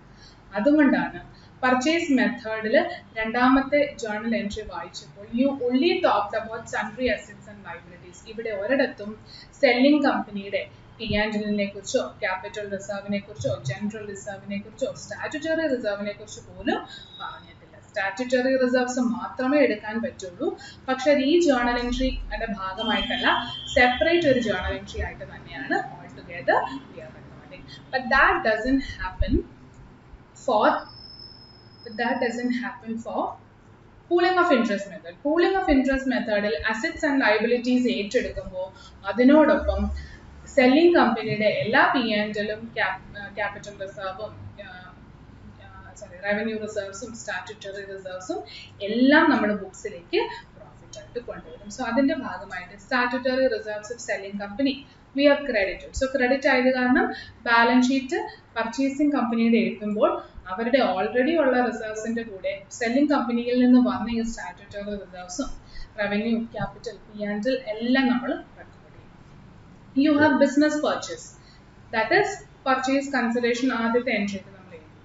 അടുത്തതാണ് നമ്മൾ തിയററ്റിക്കലി പറഞ്ഞ കാര്യം, അതായത് if purchase consideration is higher than or greater than the face value of share capital. Face value of share capital of selling company. അതായത് സെല്ലിംഗ് കമ്പനിയുടെ ഷെയർ ക്യാപിറ്റൽ 1 ലക്ഷമാണ്, purchase consideration 1.5 ലക്ഷമാണെങ്കിൽ that means purchase consideration is greater than the face value of share capital of selling company. If that is the case, that difference should get adjusted in which order? ആദ്യമേ P&L account of selling company, അവിടെയും തീർന്നില്ലെങ്കിൽ general reserve of selling company, അവിടെയും തീർന്നില്ലെങ്കിൽ capital reserve of selling company, അവിടെയും adjust ചെയ്ത് തീർന്നില്ലെങ്കിൽ you will go to capital reserve of the purchasing company. അതാണ് ഇവിടെ പറഞ്ഞിരിക്കുന്നത്. ഇനി if purchasing company is less than share capital of selling company, that will also be transferred to a separate capital reserve created as part of this difference. So ഈ ഒരു entry ആണ് നമ്മൾ ഇവിടെ theoretically പറഞ്ഞത്. ഇനി ഒരു പ്രോബ്ലം വരുമ്പോൾ we can work out എങ്ങനെയാണ് റെക്കോർഡ് ചെയ്യേണ്ടത് എന്നുള്ളത്. And finally, third entry, discharge of purchase consideration, that is also going to be same for both these. അപ്പോൾ ഡിഫറൻസ് വരുന്നത് എവിടെയാണ്? Assets and liabilities take over നടക്കുന്ന രണ്ടാമത്തെ എൻട്രിയിലാണ് ഡിഫറൻസ് വരുന്നത് based on the pooling of interest of purchase method. Yeah, please go through the journal entries again and again and make sure you're thorough with it before taking up the problem. ഇനി ഇത്രയും entries മാത്രമല്ല, ചില പ്രത്യേക additional എൻട്രീസും കൂടെ purchasing കമ്പനിയുടെ ബുക്സിൽ വന്നെന്നിരിക്കാം. അതിൽ ഏറ്റവും ആദ്യത്തെയാണ് റിയലൈസേഷൻ എക്സ്പെൻസ്. നമ്മുടെ സെല്ലിംഗ് കമ്പനിയുടെ ജേർണൽ എൻട്രി ഡിസ്കസ് ചെയ്തപ്പോൾ പറഞ്ഞിരുന്നു some situations where purchasing company pays off entire realization expense. മറ്റൊന്ന് പർച്ചേസിംഗ് കമ്പനി റീഇംബേഴ്സ് ചെയ്യും. അപ്പോൾ ആ രണ്ട് സാഹചര്യങ്ങളും പർച്ചേസിംഗ് കമ്പനിയുടെ ബുക്സിൽ എങ്ങനെ റെക്കോർഡ് ചെയ്യണമെന്ന് പഠിക്കേണ്ടത്, അതാണ് നമ്മളിപ്പോൾ ഇവിടെ പറയാൻ പോകുന്നത്. So be it a realization expense met by the purchasing company or reimbursed by the purchasing company, whichever way it is going to be, ultimately cash പോകുന്നത് പർച്ചേസിംഗ് കമ്പനിയുടെ കയ്യിൽ നിന്നാണ്. അപ്പോൾ എൻട്രി റെക്കോർഡ് ചെയ്യുമ്പോൾ രണ്ട് മെത്തേഡിലും ഡിഫറെൻ്റ് ആയിട്ടാണ് റെക്കോർഡ് ചെയ്യുന്നത്. രണ്ടിലും ക്രെഡിറ്റ് ക്യാഷോ ബാങ്കിലായിരിക്കും. എവിടെ നിന്നാണ് പോയി ഡെബിറ്റ് ചെയ്യുന്നത് ആരെന്നാണ് നോക്കുന്നത്. പർച്ചേസ് മെത്തേഡിൽ നമ്മൾ ക്രിയേറ്റ് ചെയ്തിരിക്കുന്ന goodwill or capital reserve which is received as A or which is created as A part of purchase consideration less than net assets taken over or purchase consideration greater than net assets taken over, അതിൻ്റെ ഭാഗമായിട്ട് വരുന്ന goodwill or capital reserve, ആ രണ്ട് reserve elements മാത്രമേ purchase method follow ചെയ്യുന്ന എൻട്രീസിൽ വരികയുള്ളൂ. അപ്പോൾ അങ്ങോട്ടേക്ക് ഈ എക്സ്പെൻസ് അഡ്ജസ്റ്റ് ചെയ്യുക. എന്നിട്ട് ബാക്കി പ്രോഫിറ്റ് മാത്രമായിരിക്കും അല്ലെങ്കിൽ ബാക്കി ഗുഡ്വിൽ മാത്രമായിരിക്കും പർച്ചേസിംഗ് കമ്പനിയുടെ ബുക്സിൽ ക്യാരി ഫോർവേഡ് ചെയ്യും. പൂളിംഗ് ഓഫ് ഇൻട്രസ്റ്റ് മെത്തേഡ് ആണെങ്കിലോ സെല്ലിംഗ് കമ്പനിയുടെ എല്ലാ P&L റിസർവ്സും നമ്മൾ ഏറ്റെടുത്തതാണ് അല്ലേ. അപ്പോൾ ഏതെങ്കിലും ഒരു P&L നിന്നോ ജനറൽ റിസർവിൽ നിന്നോ റവന്യൂ റിസർവിൽ നിന്നോ ഈ പേയ്മെന്റ് അഡ്ജസ്റ്റ് ചെയ്യും. So only difference is in debit. Goodwill or capital reserve because purchase മെത്തേഡിൽ സെക്കൻഡ് എൻട്രിയിൽ വരുന്നത് ഗുഡ്വിൽ അല്ലെങ്കിൽ ക്യാപിറ്റൽ റിസർവ് ആണ്. ഏതാണോ അവിടെ വരുന്ന ലെഡ്ജർ അതേ ലെഡ്ജർ ഉപയോഗിച്ച് ഈ എക്സ്പെൻസിനെ മീറ്റ് ചെയ്ത് കൊടുക്കുക. പൂളിംഗ് ഓഫ് ഇൻട്രസ്റ്റ് മെത്തേഡ് ആണെങ്കിൽ അവിടെ P&L, capital reserve, revenue reserve എല്ലാം ഉണ്ട്. അപ്പോൾ ഏതെങ്കിലും ഒരു ആപ്റ്റ് ആയിട്ടുള്ള P&L നിന്നോ റവന്യൂ റിസർവിൽ നിന്നോ ഈ എക്സ്പെൻസ് മീറ്റ് ചെയ്ത് കൊടുക്കുക. ഇതിനും സെയിം ടൈപ്പ് ഓഫ് എൻട്രി ഉണ്ട് അല്ലെങ്കിൽ നോട്ട് ഉണ്ട്. If selling company pays the entire realization expenses, should purchase company be bothered? No. അവരുടെ ബുക്സിൽ എന്തെങ്കിലും എൻട്രി വരുമോ? No entry. അതാണ് ആദ്യം എഴുതിയിരിക്കുന്നത്. ഇനി പർച്ചേസിംഗ് കമ്പനി ഷെയർ ചെയ്യുകയാണെങ്കിൽ പർച്ചേസിംഗ് കമ്പനിയുടെ ഷെയർ ഈ രൂപത്തിൽ ഏത് മെത്തേഡാണോ ഫോളോ ചെയ്യുന്നത് അതനുസരിച്ച് എൻട്രി ചെയ്യുക. സെല്ലിംഗ് കമ്പനിയുടെ ഷെയറിനെ കുറിച്ച് ബോദർ ചെയ്യേണ്ട കാര്യം ഇല്ല. Same way for reimbursed. ഇനി another important journal entry that is going to come only in the case of purchase method. Only in the case of purchase method is statutory reserve നമ്മൾ ബുക്സിലേക്ക് കൊണ്ടുവരുന്നത്. Y purchase method എന്ന് specifically പറയുന്നു? കാരണം pooling of interest മെത്തേഡിൽ selling കമ്പനിയുടെ എല്ലാ റിസർവ്സും ബുക്സിലേക്ക് കൊണ്ടുവരുന്നുണ്ട് നമ്മൾ പർച്ചേസിംഗ് കമ്പനി. പർച്ചേസ് മെത്തേഡിൽ മാത്രമാണ് ഒരു റിസർവ്സും സെല്ലിംഗ് കമ്പനിയുടേത് പർച്ചേസിംഗ് കമ്പനിയുടെ ബുക്സിലേക്ക് കൊണ്ടുവരാതെ സ്റ്റാറ്റ്യൂട്ടറി റിസർവ്സിന് മാത്രം ഒരു എക്സെപ്ഷനോട് കൂടി ഒരു എൻട്രിയോട് കൂടി കൊണ്ടുവരാൻ അനുവാദമുള്ളത്. സോ അതുകൊണ്ട് അവരുടെ ബുക്സിൽ മാത്രം എൻട്രി എഴുതിയാൽ മതി. Amalgamation adjustment reserve account debit to statutory reserves with the name of each statutory reserve as the case may be. Statutory reserves സർപ്ലസിലേക്ക് പോകും. Amalgamation adjustment reserve fictitious asset ആയിട്ട് ഞാൻ പറഞ്ഞതുപോലെ മിസലേനിയസ് എക്സ്പെൻഡിച്ചർ പ്രിലിമിനറി എക്സ്പെൻസിന്റെ കാറ്റഗറിയിൽ കാണിക്കാം. അതല്ല എന്നുണ്ടെങ്കിൽ വേണമെങ്കിൽ റിസർവ്സ് ആൻഡ് സർപ്ലസിന്റെ ടോട്ടലിൽ നിന്ന് ഡിഡക്ഷൻ ആയിട്ട് വേണമെങ്കിലും കാണിക്കാം. Effect is same. The other one is elimination of intercompany owings. Elimination of intercompany owings means selling company and purchasing company have transacted between them and ഒരാളുടെ ബുക്സിൽ A ലിമിറ്റഡ് സെല്ലിംഗ് കമ്പനി, അയാളുടെ ബുക്കിൽ ചിലപ്പോൾ B limited sundry creditor ആയിരിക്കും, B ലിമിറ്റഡിന്റെ ബുക്കിൽ A limited sundry debtor ആയിരിക്കും. അപ്പോൾ mutually transaction നടത്തി ഒരാളുടെ ബുക്കിൽ സൺട്രി ക്രെഡിറ്ററും മറ്റേയാളുടെ ബുക്കിൽ സൺട്രി ഡെറ്ററുമായിട്ട് ഇവർ രണ്ടുപേരും തന്നെയുണ്ട്. അപ്പോൾ why should we continue showing that balance in sundry debtors? There is no problem if we show it also. കാരണം കമ്പൈൻ ചെയ്ത് പർച്ചേസിംഗ് കമ്പനിയുടെ ബുക്സിലേക്ക് മാത്രം എല്ലാ ക്രെഡിറ്ററും ഡെറ്ററും വരുമ്പോൾ നമ്മൾക്ക് ക്രെഡിറ്റും ഡെബിറ്റിനും ആ എമൗണ്ട് ഉണ്ടെങ്കിലും പേയ്മെന്റ് ഒന്നും കൊടുക്കേണ്ട കാര്യമില്ല, കാരണം സെയിം ആൾക്കാണ് കൊടുക്കേണ്ടത്. പക്ഷേ ഓവർ സ്റ്റേറ്റ് ചെയ്ത് കാണിക്കേണ്ട കാര്യം എന്താണ്? കാരണം ഡെറ്റേഴ്സ് നമ്മൾ 1.5 ലക്ഷം രൂപ എന്ന് പറഞ്ഞ് കാണിക്കുമ്പോൾ ആ 1.5 ലക്ഷവും നമ്മൾ ക്യാഷ് ആയിട്ട് പ്രതീക്ഷിക്കുന്നുണ്ടായിരിക്കും അല്ലേ. അപ്പോൾ ആ കറണ്ട് അസറ്റ് റേഷ്യോ ഒക്കെ എടുക്കുമ്പോൾ നമ്മൾക്ക് തോന്നുകയാണ് ഓക്കെ ആ പൈസ കിട്ടും. പക്ഷേ ആക്ച്വലി ആ 1.5 ലക്ഷത്തിൽ 50,000 രൂപ തരാനുള്ളത് നമ്മളുടെ സെല്ലിംഗ് കമ്പനി തന്നെയാണ്. സോ അവർക്ക് എന്തായാലും നമ്മൾ പൈസ തരികയോ കൊടുക്കുകയോ ചെയ്യാതെ വെറുതെ അഡ്ജസ്റ്റ് ചെയ്ത് വിടുകയാണ് ചെയ്യുന്നത്. അതായിരിക്കും ബെറ്റർ. സോ അതിനെയാണ് എലിമിനേഷൻ ഓഫ് ഇന്റർ കമ്പനി ഓവിങ്സ് എന്ന് പറയുന്നത്. സോ ബിൽസ് പേബിളിനെ ഡെബിറ്റ് ചെയ്യുക, ബിൽസ് റിസീവബിളിനെ ക്രെഡിറ്റ് ചെയ്യുക, സൺട്രി ക്രെഡിറ്റേഴ്സിനെ ഡെബിറ്റ് ചെയ്യുക, സൺട്രി ഡെറ്റേഴ്സിനെ ക്രെഡിറ്റ് ചെയ്യുക. That is logically apply ചെയ്യേണ്ട ഒരു കാര്യം ആണ്. And finally you have elimination of unrealized profits on stock. അതായത് you have sold stock to each of them. The purchasing company would have sold their products to selling company, or selling company would have sold their products to purchasing company. Either way, if that stock is still lying in the books of the person who has purchased it as closing stock, it means that അത് ഇതുവരെ വിൽക്കാതെ കയ്യിൽ കിടപ്പുണ്ട്. വിൽക്കാതിരിക്കുന്ന ആ സാഹചര്യത്തിലാണ് ഈ രണ്ട് കമ്പനിയും കൂടെ മർജായി ഒന്നാവുന്നത്. So when a company sells a product, generally they are going to put a profit or margin in their selling price. അപ്പോൾ പ്രോഫിറ്റോട് കൂടിയാണ് വിൽക്കാൻ പോകുന്നത്. ആ പ്രോഫിറ്റോട് കൂടി വിറ്റ ഒരു സാധനമാണ് ക്ലോസിംഗ് സ്റ്റോക്കിൽ കിടക്കുന്നത്.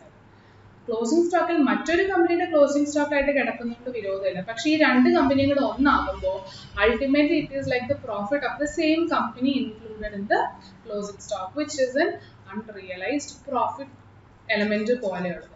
അതിനെ നമ്മൾ എലിമിനേറ്റ് ചെയ്യണം. How will we eliminate? Purchase method and pooling of interest method, same way just like we did realization expenses. Purchase method second entry il vanna edu ledger aanu nokka, goodwill aano capital reserve aano adine debit cheyum, aare credit cheyum. Ivide expense payment alla pagaramo unrealized profit on stock aanu. So onnengil stock ine credit cheyyuka allengil stock reserve ennoru pere create ചെയ്ത് ആ ലെഡ്ജറിലേക്ക് മാറ്റാവുന്നതാണ്.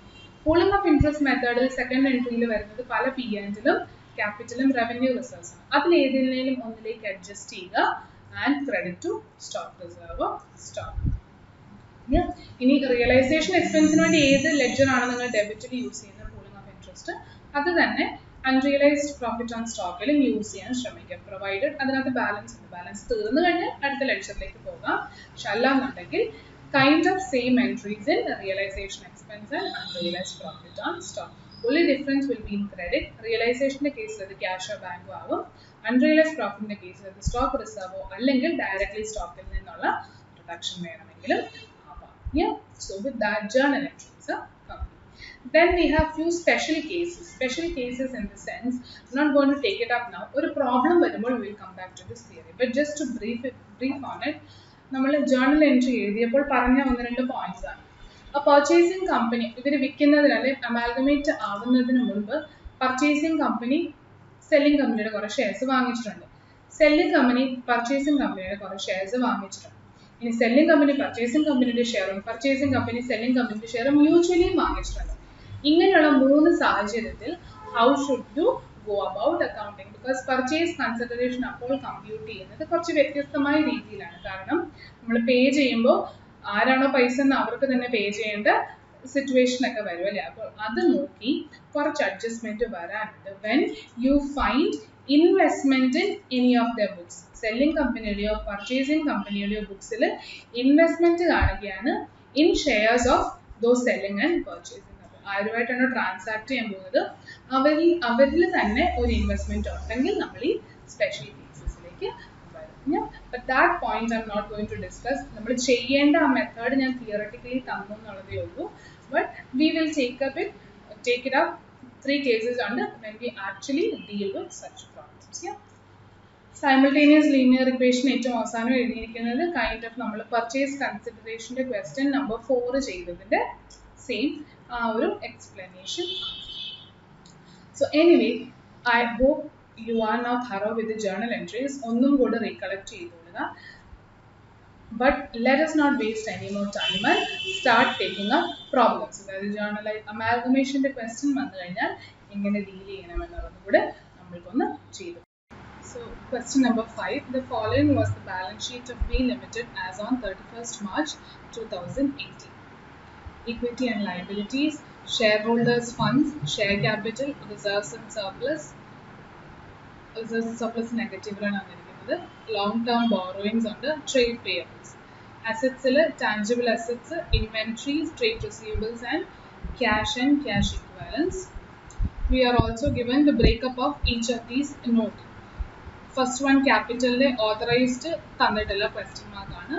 Issued, subscribed and paid up 80 lakh equity shares of 10 each 800. പിന്നെ cumulative preference shares fully paid തന്നിട്ടുണ്ട്. Reserves and surplus profit and loss account negative ആണ് വന്നിരിക്കുന്നത്, debit balance. Then long term borrowings, debentures ആണ്, outstanding debenture interest ഉണ്ട്. Tangible assets land and building, plant and machinery, furniture and fixtures.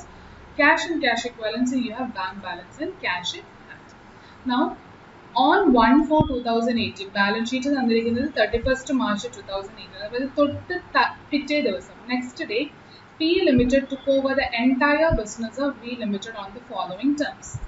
V Limited's equity shareholders would receive 4 fully paid equity shares of P Limited of 10 each, issued at a premium of 2.5 each for every 5 shares held by them in. Then preference shareholders of V Limited would get 35 lakh 13% cumulative preference shares of 10 each, fully paid up in V Limited in lieu of their present holding. All the debentures of V Limited would be converted into equal number of 10.5% secured cumulative debentures of 100 each, fully paid up after the takeover, which would also be outstanding debenture interest in cash.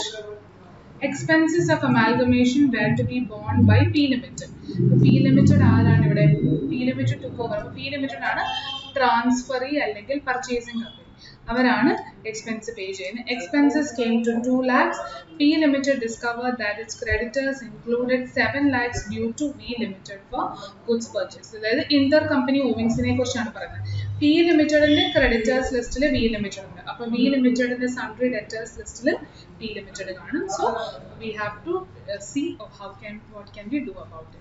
Then also P Limited's stock included goods of the invoice price of 5 lakhs earlier purchased from V Limited, which had charged 20% profit of invoice price. അതായത് unrealized profit in our concept ഉണ്ട്. You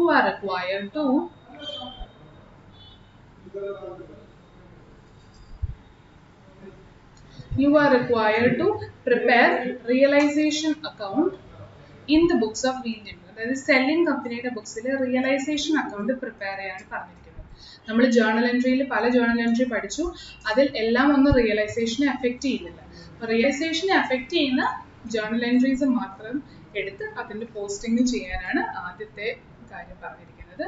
the second is just open past journal, same question paper word open ചെയ്തതേ ഉള്ളൂ.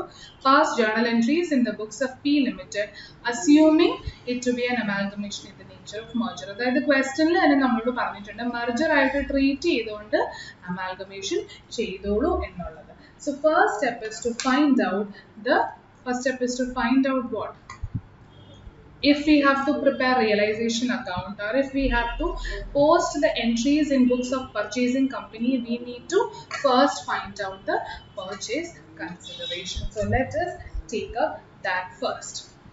In purchase consideration കണ്ടുപിടിക്കാൻ ഏതൊക്കെ methods ആണ് നമുക്ക് available ആയിട്ടുള്ളത്?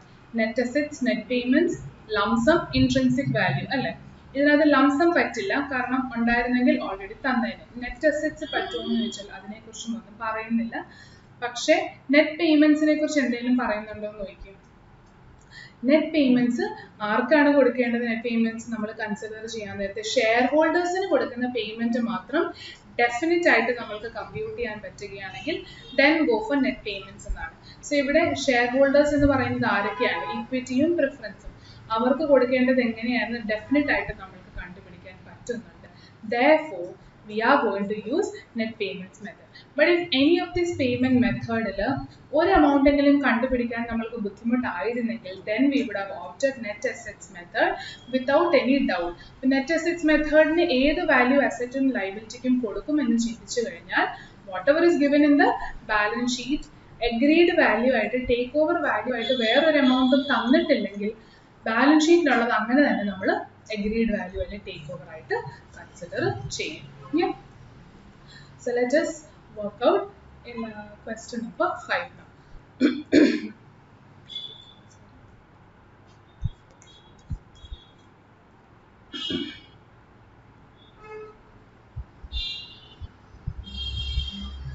Question number 5.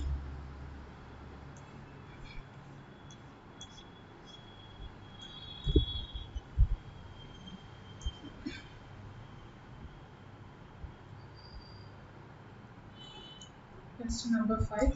First one is in the books of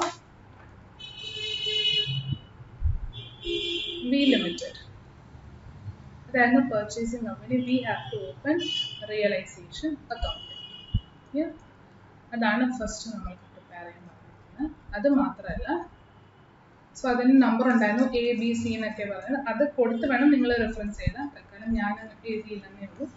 realisation in the books of P. Then we have in the books of P Limited. ബ്രാക്കറ്റിൽ നിങ്ങൾക്ക് എഴുതാം transfer. അതിപ്പോൾ ഒന്ന് മനസ്സിലാക്കാൻ വേണ്ടി അതൊക്കെ എഴുതിയാൽ മതി. എക്സാമിന് അതൊന്നും എഴുതണമെന്നില്ല. റിയലൈസേഷൻ ചെയ്ത് കഴിഞ്ഞാൽ ഓട്ടോമാറ്റിക്കലി അതാണ് സെല്ലിംഗ് കമ്പനി നമ്മൾക്ക് അറിയാവുന്ന കാര്യം. Selling P Limited purchasing of transferring company.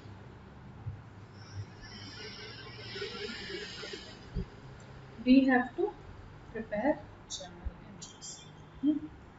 അതും കുറച്ച്. So after this working note ആയിട്ട് നമ്മൾ എന്ത് ഓപ്പൺ ചെയ്യും? We will find out purchase consideration. Let us take up that as a first step. Purchase consideration.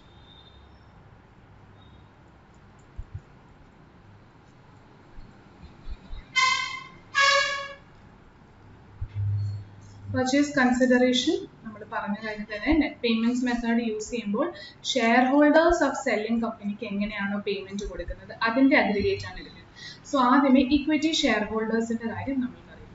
V limited's equity share holders would receive 4 fully paid equity shares of P Limited of 10 each issued at a premium of 2.5 each for every 5 shares held by them in V Limited.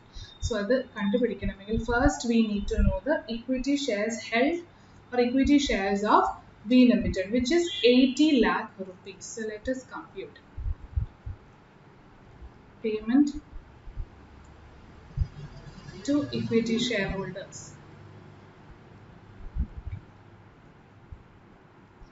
80 lakh shares ആണ് V Limitedന്റെ share ഹോൾഡേഴ്സിൽ ഉള്ളത്. Number of shares അവർക്കാണ് എല്ലാ 5 ഷെയറിനും 4 share വീതം കിട്ടും. So which means this is only 80 lakh is the number of shares. So amount കണ്ടുപിടിക്കാൻ നേരത്ത് we have to multiply by 10 ആണോ എന്നുള്ളത് നമുക്ക് ചെയ്യാം. 10 ആയിരുന്നു സാധാരണ ചെയ്യേണ്ടത്. But anyway എത്ര number of shares കൊടുക്കണമെന്നാണ്. For every 5 shares held, which means 80 lakh ആണെങ്കിൽ 80 lakh divided by 5, you are going to get 4 shares. So this is the number of shares that you are going to get. And then it is being given equity shares worth 10 rupees, but worth 2.5 extra premium thodu kudi. Adayithu we are getting at a premium of 10 plus 2.5 rupees. So 12.5 rupees premiumത്തിലാണ് മുഴുവൻ payment ശരിക്കും നമ്മൾ അവർക്ക് കൊടുക്കാൻ പോകുന്നത്. So amount is going to be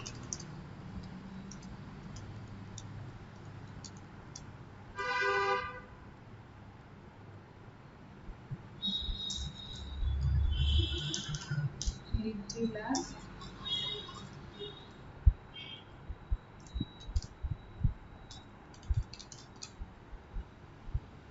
which is 8 crore.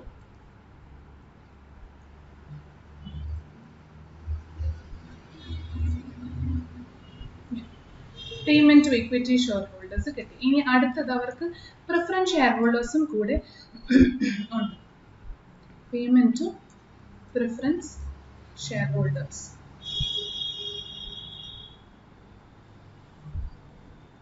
That was preference shareholders of V Limited. 35 lakhs preference shares under. They would get 35 lakh cumulative preference shares of 10 each fully paid up in V Limited in view of their present holding. അതായത് 35 lakhs shares കിട്ടും of 10 rupees each. So therefore they are going to get 3.5 crore. ഇത് 3 crore 50 lakh rupees. ഇനി ക്വസ്റ്റ്യനിൽ അടുത്ത sentence ആയിട്ട് ഡിബെഞ്ചേഴ്സിന്റെ കാര്യം പറയുന്നുണ്ട്. All debentures of V Limited would be converted into equal number of cumulative debentures എന്നുള്ള കാര്യമൊക്കെ. പക്ഷേ ഈവൻ ദോ ഡിബെഞ്ചേഴ്സിന്റെ പേയ്മെന്റ് സെറ്റിൽമെന്റ് രീതിയും നമ്മളോട് പറഞ്ഞിട്ടുണ്ടെങ്കിലും പർച്ചേസ് കൺസിഡറേഷൻ കമ്പ്യൂട്ട് ചെയ്യാൻ ഒരിക്കലും ഡിബെഞ്ചേഴ്സോ ലയബിലിറ്റിയോ എടുക്കേണ്ട കാര്യമില്ല. if we are going by net payments method. You have to only consider payment to shareholders. And how will you treat the payment given for debentures in detail? അതിനെ ഒരു liability take over ചെയ്ത് purchasing company settle ചെയ്യുന്ന രീതിയിൽ അങ്ങോട്ട് treat ചെയ്യുകയാണ് ചെയ്യുന്നത്. So therefore, with this purchase consideration computation is over. So purchase consideration. And I am going to write which method also I have used so that it is much more clear for the person valuing that I have used that method എന്നുള്ളത് ഞാൻ പറയുകയും ചെയ്യുന്നത്. As per net payments method.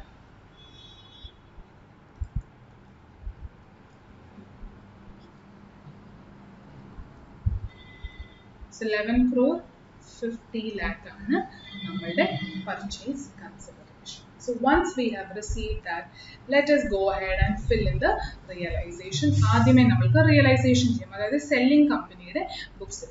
selling companyയുടെ realization ആദ്യമേ എന്താണ് ചെയ്യുന്നത്? dismantling the balance sheet. So dismantling balance sheet ന് all assets and liabilities will be transferred to realization which are taken over. Yeah. ഇനി ഈ ക്വസ്റ്റ്യനിൽ ഏതൊക്കെ അസറ്റ് ടേക്ക് ഓവർ ചെയ്തു, ഏതൊക്കെ ലയബിലിറ്റി ടേക്ക് ഓവർ ചെയ്യുന്നൊന്നും പറയുന്നില്ല. അപ്പോൾ അതിന്റെ അർത്ഥം എല്ലാം ടേക്ക് ഓവർ ചെയ്തായിട്ട് നമ്മൾ അസ്യൂം ചെയ്യുകയാണ്. അല്ലാന്നുണ്ടെങ്കിൽ they should have mentioned which has to be directly sold in the open market to either sell it or settle it എന്നുള്ള കാര്യം പറയണമെന്ന് ഒന്നും പറയാത്ത കാരണം it is our assumption that every asset and liability is taken over. So therefore ഓരോ അസറ്റിന്റെയും detail ആയിട്ട് തന്നെ എഴുതുക, അതായത് ടു ടാഞ്ചിബിൾ അസറ്റ്സ് എന്ന് ക്യുമുലേറ്റീവ്ലി എഴുതാതെ റിയലൈസേഷന്റെ ഡെബിറ്റിലേക്ക് land and building, plant and machinery. Why? Because when we are showing the ledgers in purchasing companies books also we are going to give the breakup. Otherwise നമ്മൾ depreciation charge ചെയ്യുന്നതൊക്കെ ഒരു confusion വരുമല്ലോ. അപ്പോൾ ബ്രേക്കപ്പോട് കൂടി തന്നെ കൊടുക്കുക. ക്വസ്റ്റ്യന് ബ്രേക്കപ്പ് തന്നിട്ടില്ലെങ്കിൽ ക്യുമുലേറ്റീവ് ഫിഗേഴ്സ് എഴുതിക്കൊള്ളുക. So realization account and debit to land and building. Let me just check. 445 തന്നേക്കുന്ന എങ്ങനെയാണ് amounts തന്നിരിക്കുന്നത്. Okay, it is given in lakhs to us. So നമ്മളും lakhsൽ തന്നെ നമ്മൾക്ക് work out ചെയ്യാം. I have not worked out in that way purchase consideration. പക്ഷെ സാരമില്ല, ഇങ്ങോട്ട് എടുത്ത് എഴുതുമ്പോൾ നമ്മൾക്ക് ആ രീതിയിൽ എഴുതിയാൽ മതി. So to land and building 445. ഇനി amalgamation in the nature of merger ആണെങ്കിലും purchase ആണെങ്കിലും are we bothered about that in selling companies books? No. So ബുക്സിലുള്ള എമൗണ്ട് ഒക്കെ നമ്മൾ റിയലൈസേഷനിലേക്ക് ട്രാൻസ്ഫർ ചെയ്തു. Land and building 445, plant and machinery 593, furniture 114. So to plant and machinery 593, to furniture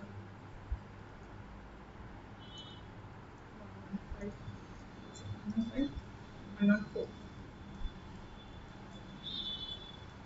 അതായത് 114 lakhs ആണ് കേട്ടോ. 114. So assets എല്ലാം മാറ്റി. ഇനി ഏതൊക്കെ assets ഉണ്ട്? Balance in cash and bank. Should we transfer that also? We have to transfer that also.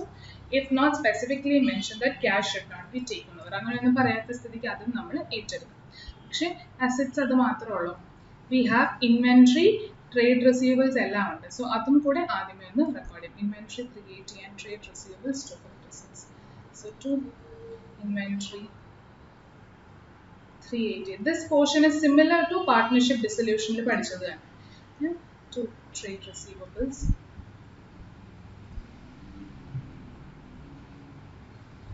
To cash. To bank.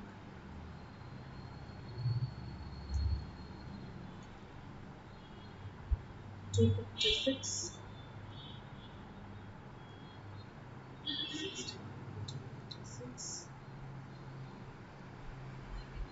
6 and 16. So assets എല്ലാം നമ്മൾ റെക്കോർഡ് ചെയ്ത് കഴിഞ്ഞു. ഇനി അടുത്തത് liabilities എല്ലാം റെക്കോർഡ് ചെയ്യണം.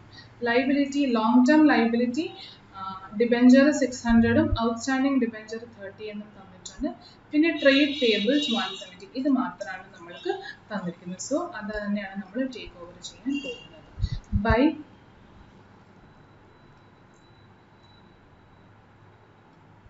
%, debentures 600 by outstanding debenture interest 30 by trade receivables, sorry, trade payables. It was 170. Let me just check. 630 and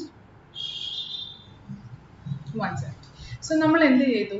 purchase dismantling balance ഷീറ്റിന്റെ first portion കഴിഞ്ഞു. അത് കഴിഞ്ഞിട്ടുണ്ടായിരുന്നത് ഇക്വിറ്റി ഷെയർ ക്യാപിറ്റലിനെയൊക്കെ ഷെയർ ഹോൾഡേഴ്സിലേക്ക് മാറ്റി അതൊക്കെയാണ്. പക്ഷെ അതൊന്നും നമ്മളുടെ റിയലൈസേഷനെ എഫക്ട് ചെയ്യുന്നുണ്ടോ? It is not going to effect the realisation and we are asked only realisation account in this question. അതുകൊണ്ട് we are not going to bother about this. ഇനി അടുത്ത റിയലൈസേഷനെ എഫക്ട് ചെയ്യുന്ന എൻട്രി എന്തായിരുന്നു? That was purchase consideration due entry. What was the entry for purchase consideration due? Purchasing company account debit. അതായത് P limited account debit to realization. Working note number 1, PC due. Yeah, we can write that. And we have got the amount as 11 crore 50 lakhs. So ഇതിനെ ലാക്കിൽ എഴുതുമ്പോൾ 1150 എന്ന് നമ്മൾക്ക് എഴുതാം. 1150. Then let us come back to the question. So purchase consideration due എഴുതി. അടുത്തത് എന്തായിരുന്നു എഴുതുന്നത്? Purchase consideration സെറ്റിൽ ചെയ്യുന്നത്. പക്ഷെ പർച്ചേസ് കൺസിഡറേഷൻ സെറ്റിൽ ചെയ്യുന്ന എൻട്രിയും റിയലൈസേഷൻ അക്കൗണ്ടിനെ അഫക്ട് ചെയ്യുന്നത്. So ignore it. The next was realization profit or loss കണ്ടുപിടിക്കുക. But before that we had to check whether or we had to settle preference shareholders account. അവിടെ എന്തെങ്കിലും ലാഭമോ നഷ്ടമോ ഉണ്ടെങ്കിൽ അത് എങ്ങോട്ടേക്ക് വരണമായിരുന്നു? റിയലൈസേഷനിലേക്ക്. അപ്പോൾ അതുണ്ടോയെന്ന് റാൻഡംലി പെട്ടെന്ന് ചെക്ക് ചെയ്ത് വിടുക. പ്രിഫറൻസ് ഷെയർ ഹോൾഡേഴ്സ് 350 lakhs ആയിരുന്നു.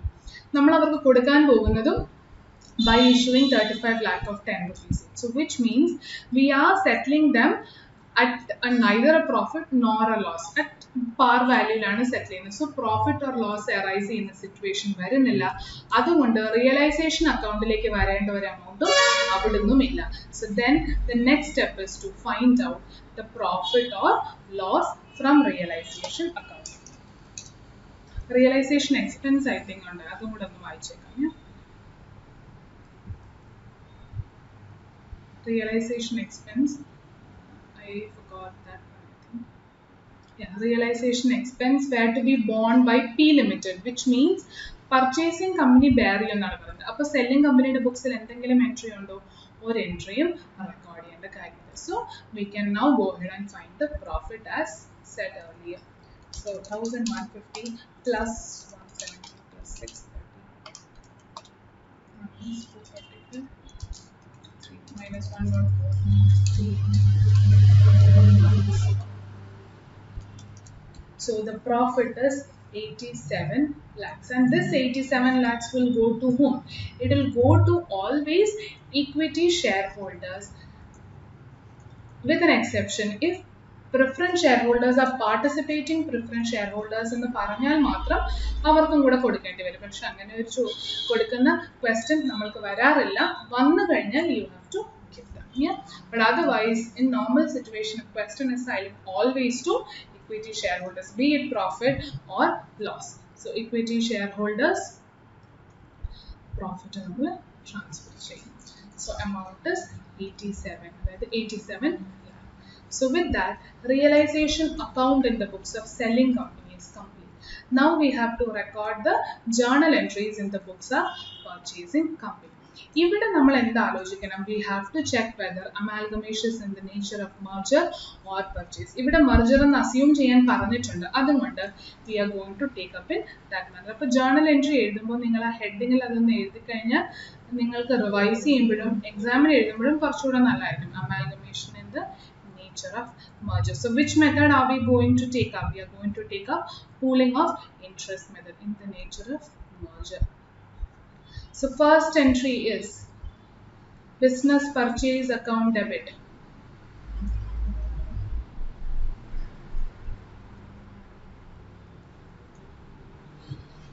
ഇവിടെയും in lakhs എന്ന് journal entries ന്റെ ഹെഡിങ്ങിൽ എഴുതി കഴിഞ്ഞാൽ directly amount എഴുതിയാൽ മതി. 1150 to liquidators of V Limited, 1150.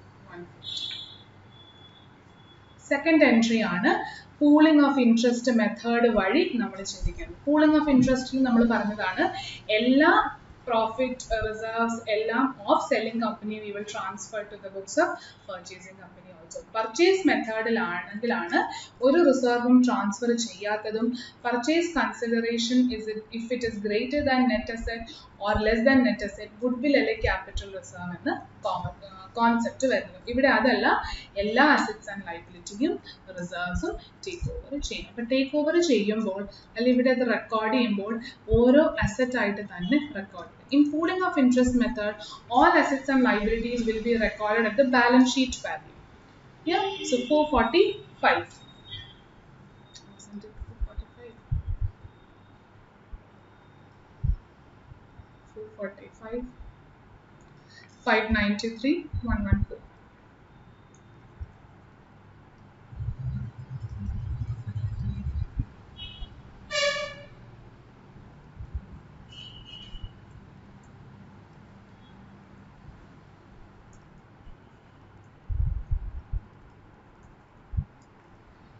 Then we had assets, inventory,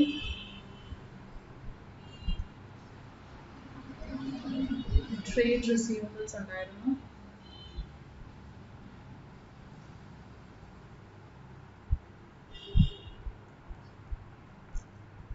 cash account and bank account. എല്ലാം ബാലൻസ് ഷീറ്റ് ബുക്ക് വാല്യൂലാണ് എടുക്കുന്നത്. Cash was 6 lakh, bank 69, trade receivables and inventory നമ്മൾക്ക് ഇവിടെയും അവൈലബിൾ ആണ്. സോ ഇവിടെ നോക്കിയത് 380 and 256. So 380 and 256. Then we had all the liabilities to be taken over at book value, 10% debenture at 600. 2 outstanding debenture interest 30. Then 2 trade payables at 170. അപ്പോൾ ഇത്രയും എല്ലാ asset and liability ആയി. ഇനി അതിൻ്റെ കൂടെ any P&L or any reserves of selling കമ്പനിയും കൂടെ നമ്മൾ അങ്ങോട്ടേക്ക് എടുക്കണം. But 87 ആണ് അല്ലേ, 87 lakhs, it's a debit balance. Okay, so it is not a credit.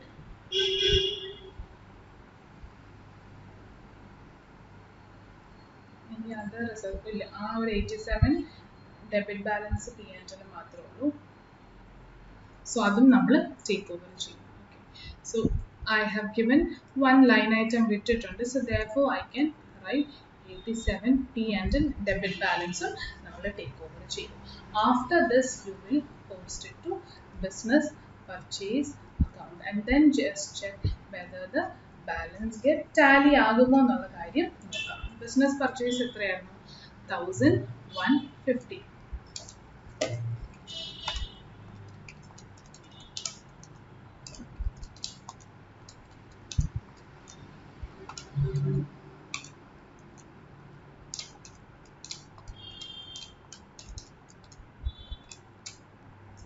So it will tally. So tally ആയി കഴിഞ്ഞാൽ അതിൻ്റെ അർത്ഥം entry is complete. If it was not tallying, then we should have compared the purchase consideration and the share capital of the selling company. എന്നിട്ട് നമ്മൾ last ക്ലാസ്സിൽ discuss ചെയ്ത് ഈ theory പോർഷനിൽ ഡിസ്കസ് ചെയ്ത ആ ഒരു സംഭവം ചെയ്യണം. If purchase consideration was less than share capital of selling company, അങ്ങനെയാണെങ്കിൽ ക്യാപിറ്റൽ റിസർവിലേക്ക് ഡിഫറൻസ് ഇടുക.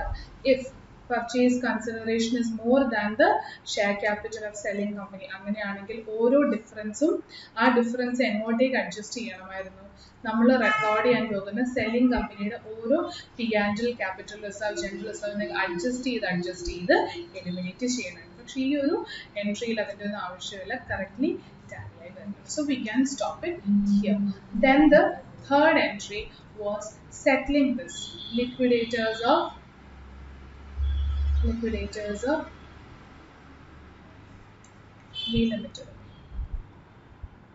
V Limited account debit. ഇതിനൊക്കെ നറേഷൻ എഴുതിക്കോളുക, ഞാനിപ്പോൾ എഴുതിയെന്നുള്ളതേ ഉള്ളൂ. To equity share capital, it was 800, and to how much was the preference shares? Issue ചെയ്ത preference shares എത്ര percentage issue 13% cumulative preference shares. So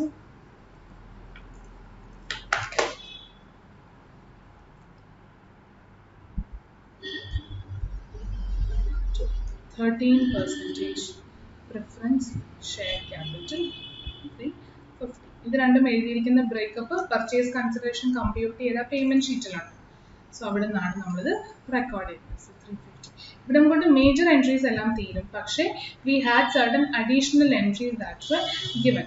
purchase pooling of interest method ആയത് കാരണം ഇനി നമ്മൾക്ക് record ചെയ്യാനുള്ളത് അമാൽഗമേഷൻ അഡ്ജസ്റ്റ്മെന്റ് റിസർവ് ഇല്ല. അത് എവിടെ മാത്രമേ വരുള്ളൂ? പർച്ചേസ് മെത്തേഡിൽ. ഇവിടെ സ്റ്റാറ്റ്യൂട്ടറി റിസർവ് ഒന്നും ഇല്ല താനും. So next step was to record additional entries. നമ്മൾ പിന്നെ പഠിച്ചത് റിയലൈസേഷൻ എക്സ്പെൻസ് എന്തെങ്കിലും ഉണ്ടോ എന്നാണ്. ഇവിടെ റിയലൈസേഷൻ എക്സ്പെൻസ് പറയുന്നത് പി ലിമിറ്റഡ് ബെയർ ചെയ്ത്, and that was 2 lakh rupees. So how will you record for it? So second എൻട്രിയിൽ വരുന്ന എന്താണെന്ന് നോക്കാം, P and L or capital reserve. So ഇവിടെ പി ആൻഡ് എൽ റിസർവ്സ് ഒന്നുമില്ല, പി ആൻഡ് എൽ ഡെബിറ്റ് മാത്രമേ ഉള്ളൂ. അപ്പോൾ റിയലൈസേഷൻ എക്സ്പെൻസും നമ്മൾ എങ്ങോട്ടേക്ക് ട്രാൻസ്ഫർ ചെയ്യും? P and L account debit to cash a bank. Yeah, we can write bank.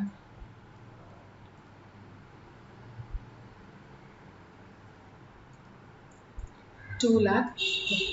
Yeah, realization expenses paid.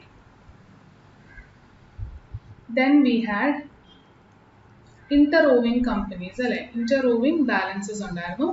Creditors in the books of P Limited and debtors in the books of V Limited 7 lakh. ഇനിയിപ്പോൾ V Limitedന്റെ ആണോ P Limitedന്റെ ആണോ എന്ന് bother ചെയ്യേണ്ട കാര്യമില്ല. Sundry ക്രെഡിറ്ററിനെ debit ചെയ്യുക. Sundry creditor ശരിക്കും ഉണ്ടായിരുന്ന ആരുടെ ബുക്സിലാണ്? P Limited.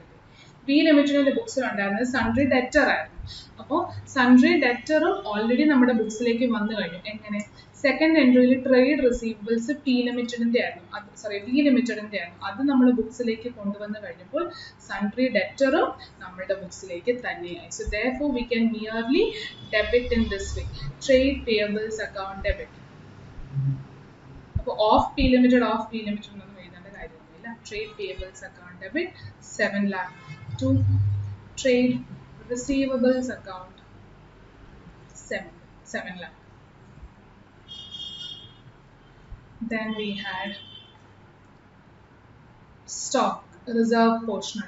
P limited stock, that is purchasing company stock included goods of invoice price of 5 lakh earlier purchased from V Limited, which had charged 20% on invoice price. അപ്പോൾ അതിന്റെ എൻട്രിയും second എൻട്രിയിൽ വരുന്ന ledger ഏതാ നോക്കാം, പി ആൻഡ് എൽ ആണോ reserve ആണോ നോക്കാം, ബിക്കോസ് ഇറ്റ്സ് മെർജർ. അവിടെ പി ആൻഡ് എൽ ആണ്. So we are also going to use P and L account debit to stock എന്നോ സ്റ്റോക്ക് റിസർവ് എന്ന് കാണിക്കാം. I am taking it to stock account. So stock അത്രയും കുറഞ്ഞ് നമുക്ക് directly balance sheet കാണിക്കാവുന്നതേ ഉള്ളൂ. എത്രയാണ്? 5 ലക്ഷമാണ് invoice price and profit was 20% on invoice price, which means we had included 1 lakh rupees worth of unrealized profit, which will be eliminated now. So this is unrealized profit in the elimination. 5 lakh invoice price ആയിരുന്നു തന്നിരിക്കുന്ന GP percentage on invoice price ആയിരുന്നു. So have you recorded every transaction? We have recorded every transaction except this statement that we will take up debentures and it will be converted into 10.5 secured debentures. It will be converted into 10.5 secured debentures of 100 years fully paid up after takeover, which should also pay outstanding debenture interest in cash. That is 10% debenture നമ്മൾ pay off ചെയ്യുന്നുണ്ട്. എങ്ങനെയാണ് pay off ചെയ്യുന്നത്? 10% debenture liability ആയിട്ട് നമ്മൾ second എൻട്രിയിൽ കൊണ്ടുവന്നു. This entry. And then 10% account debit 600. We paid off by issuing them a fresh 10.5 debenture. 10.5% interest carry in the debenture. Along with it, we also paid the outstanding debenture interest in cash. So therefore, outstanding debenture interest account debit to bank or cash. That was 30 lakh. With this, we have completed all the journal entries in the books of P Limited also, which is the purchasing company, and we have followed pooling of interest method. So pooling of interest method in the പ്രത്യേകത വന്നിരിക്കുന്ന അല്ലെങ്കിൽ difference from purchase method വന്നിരിക്കുന്നത് second entry realisation expense എഴുതിയ entry and സ്റ്റോക്കിൻ്റെ unrealized stock reserve portion eliminate ചെയ്യുന്ന entry. So these are based on pooling of interest method. With that we have completed question number 5. Yeah. So till we meet again, stay safe and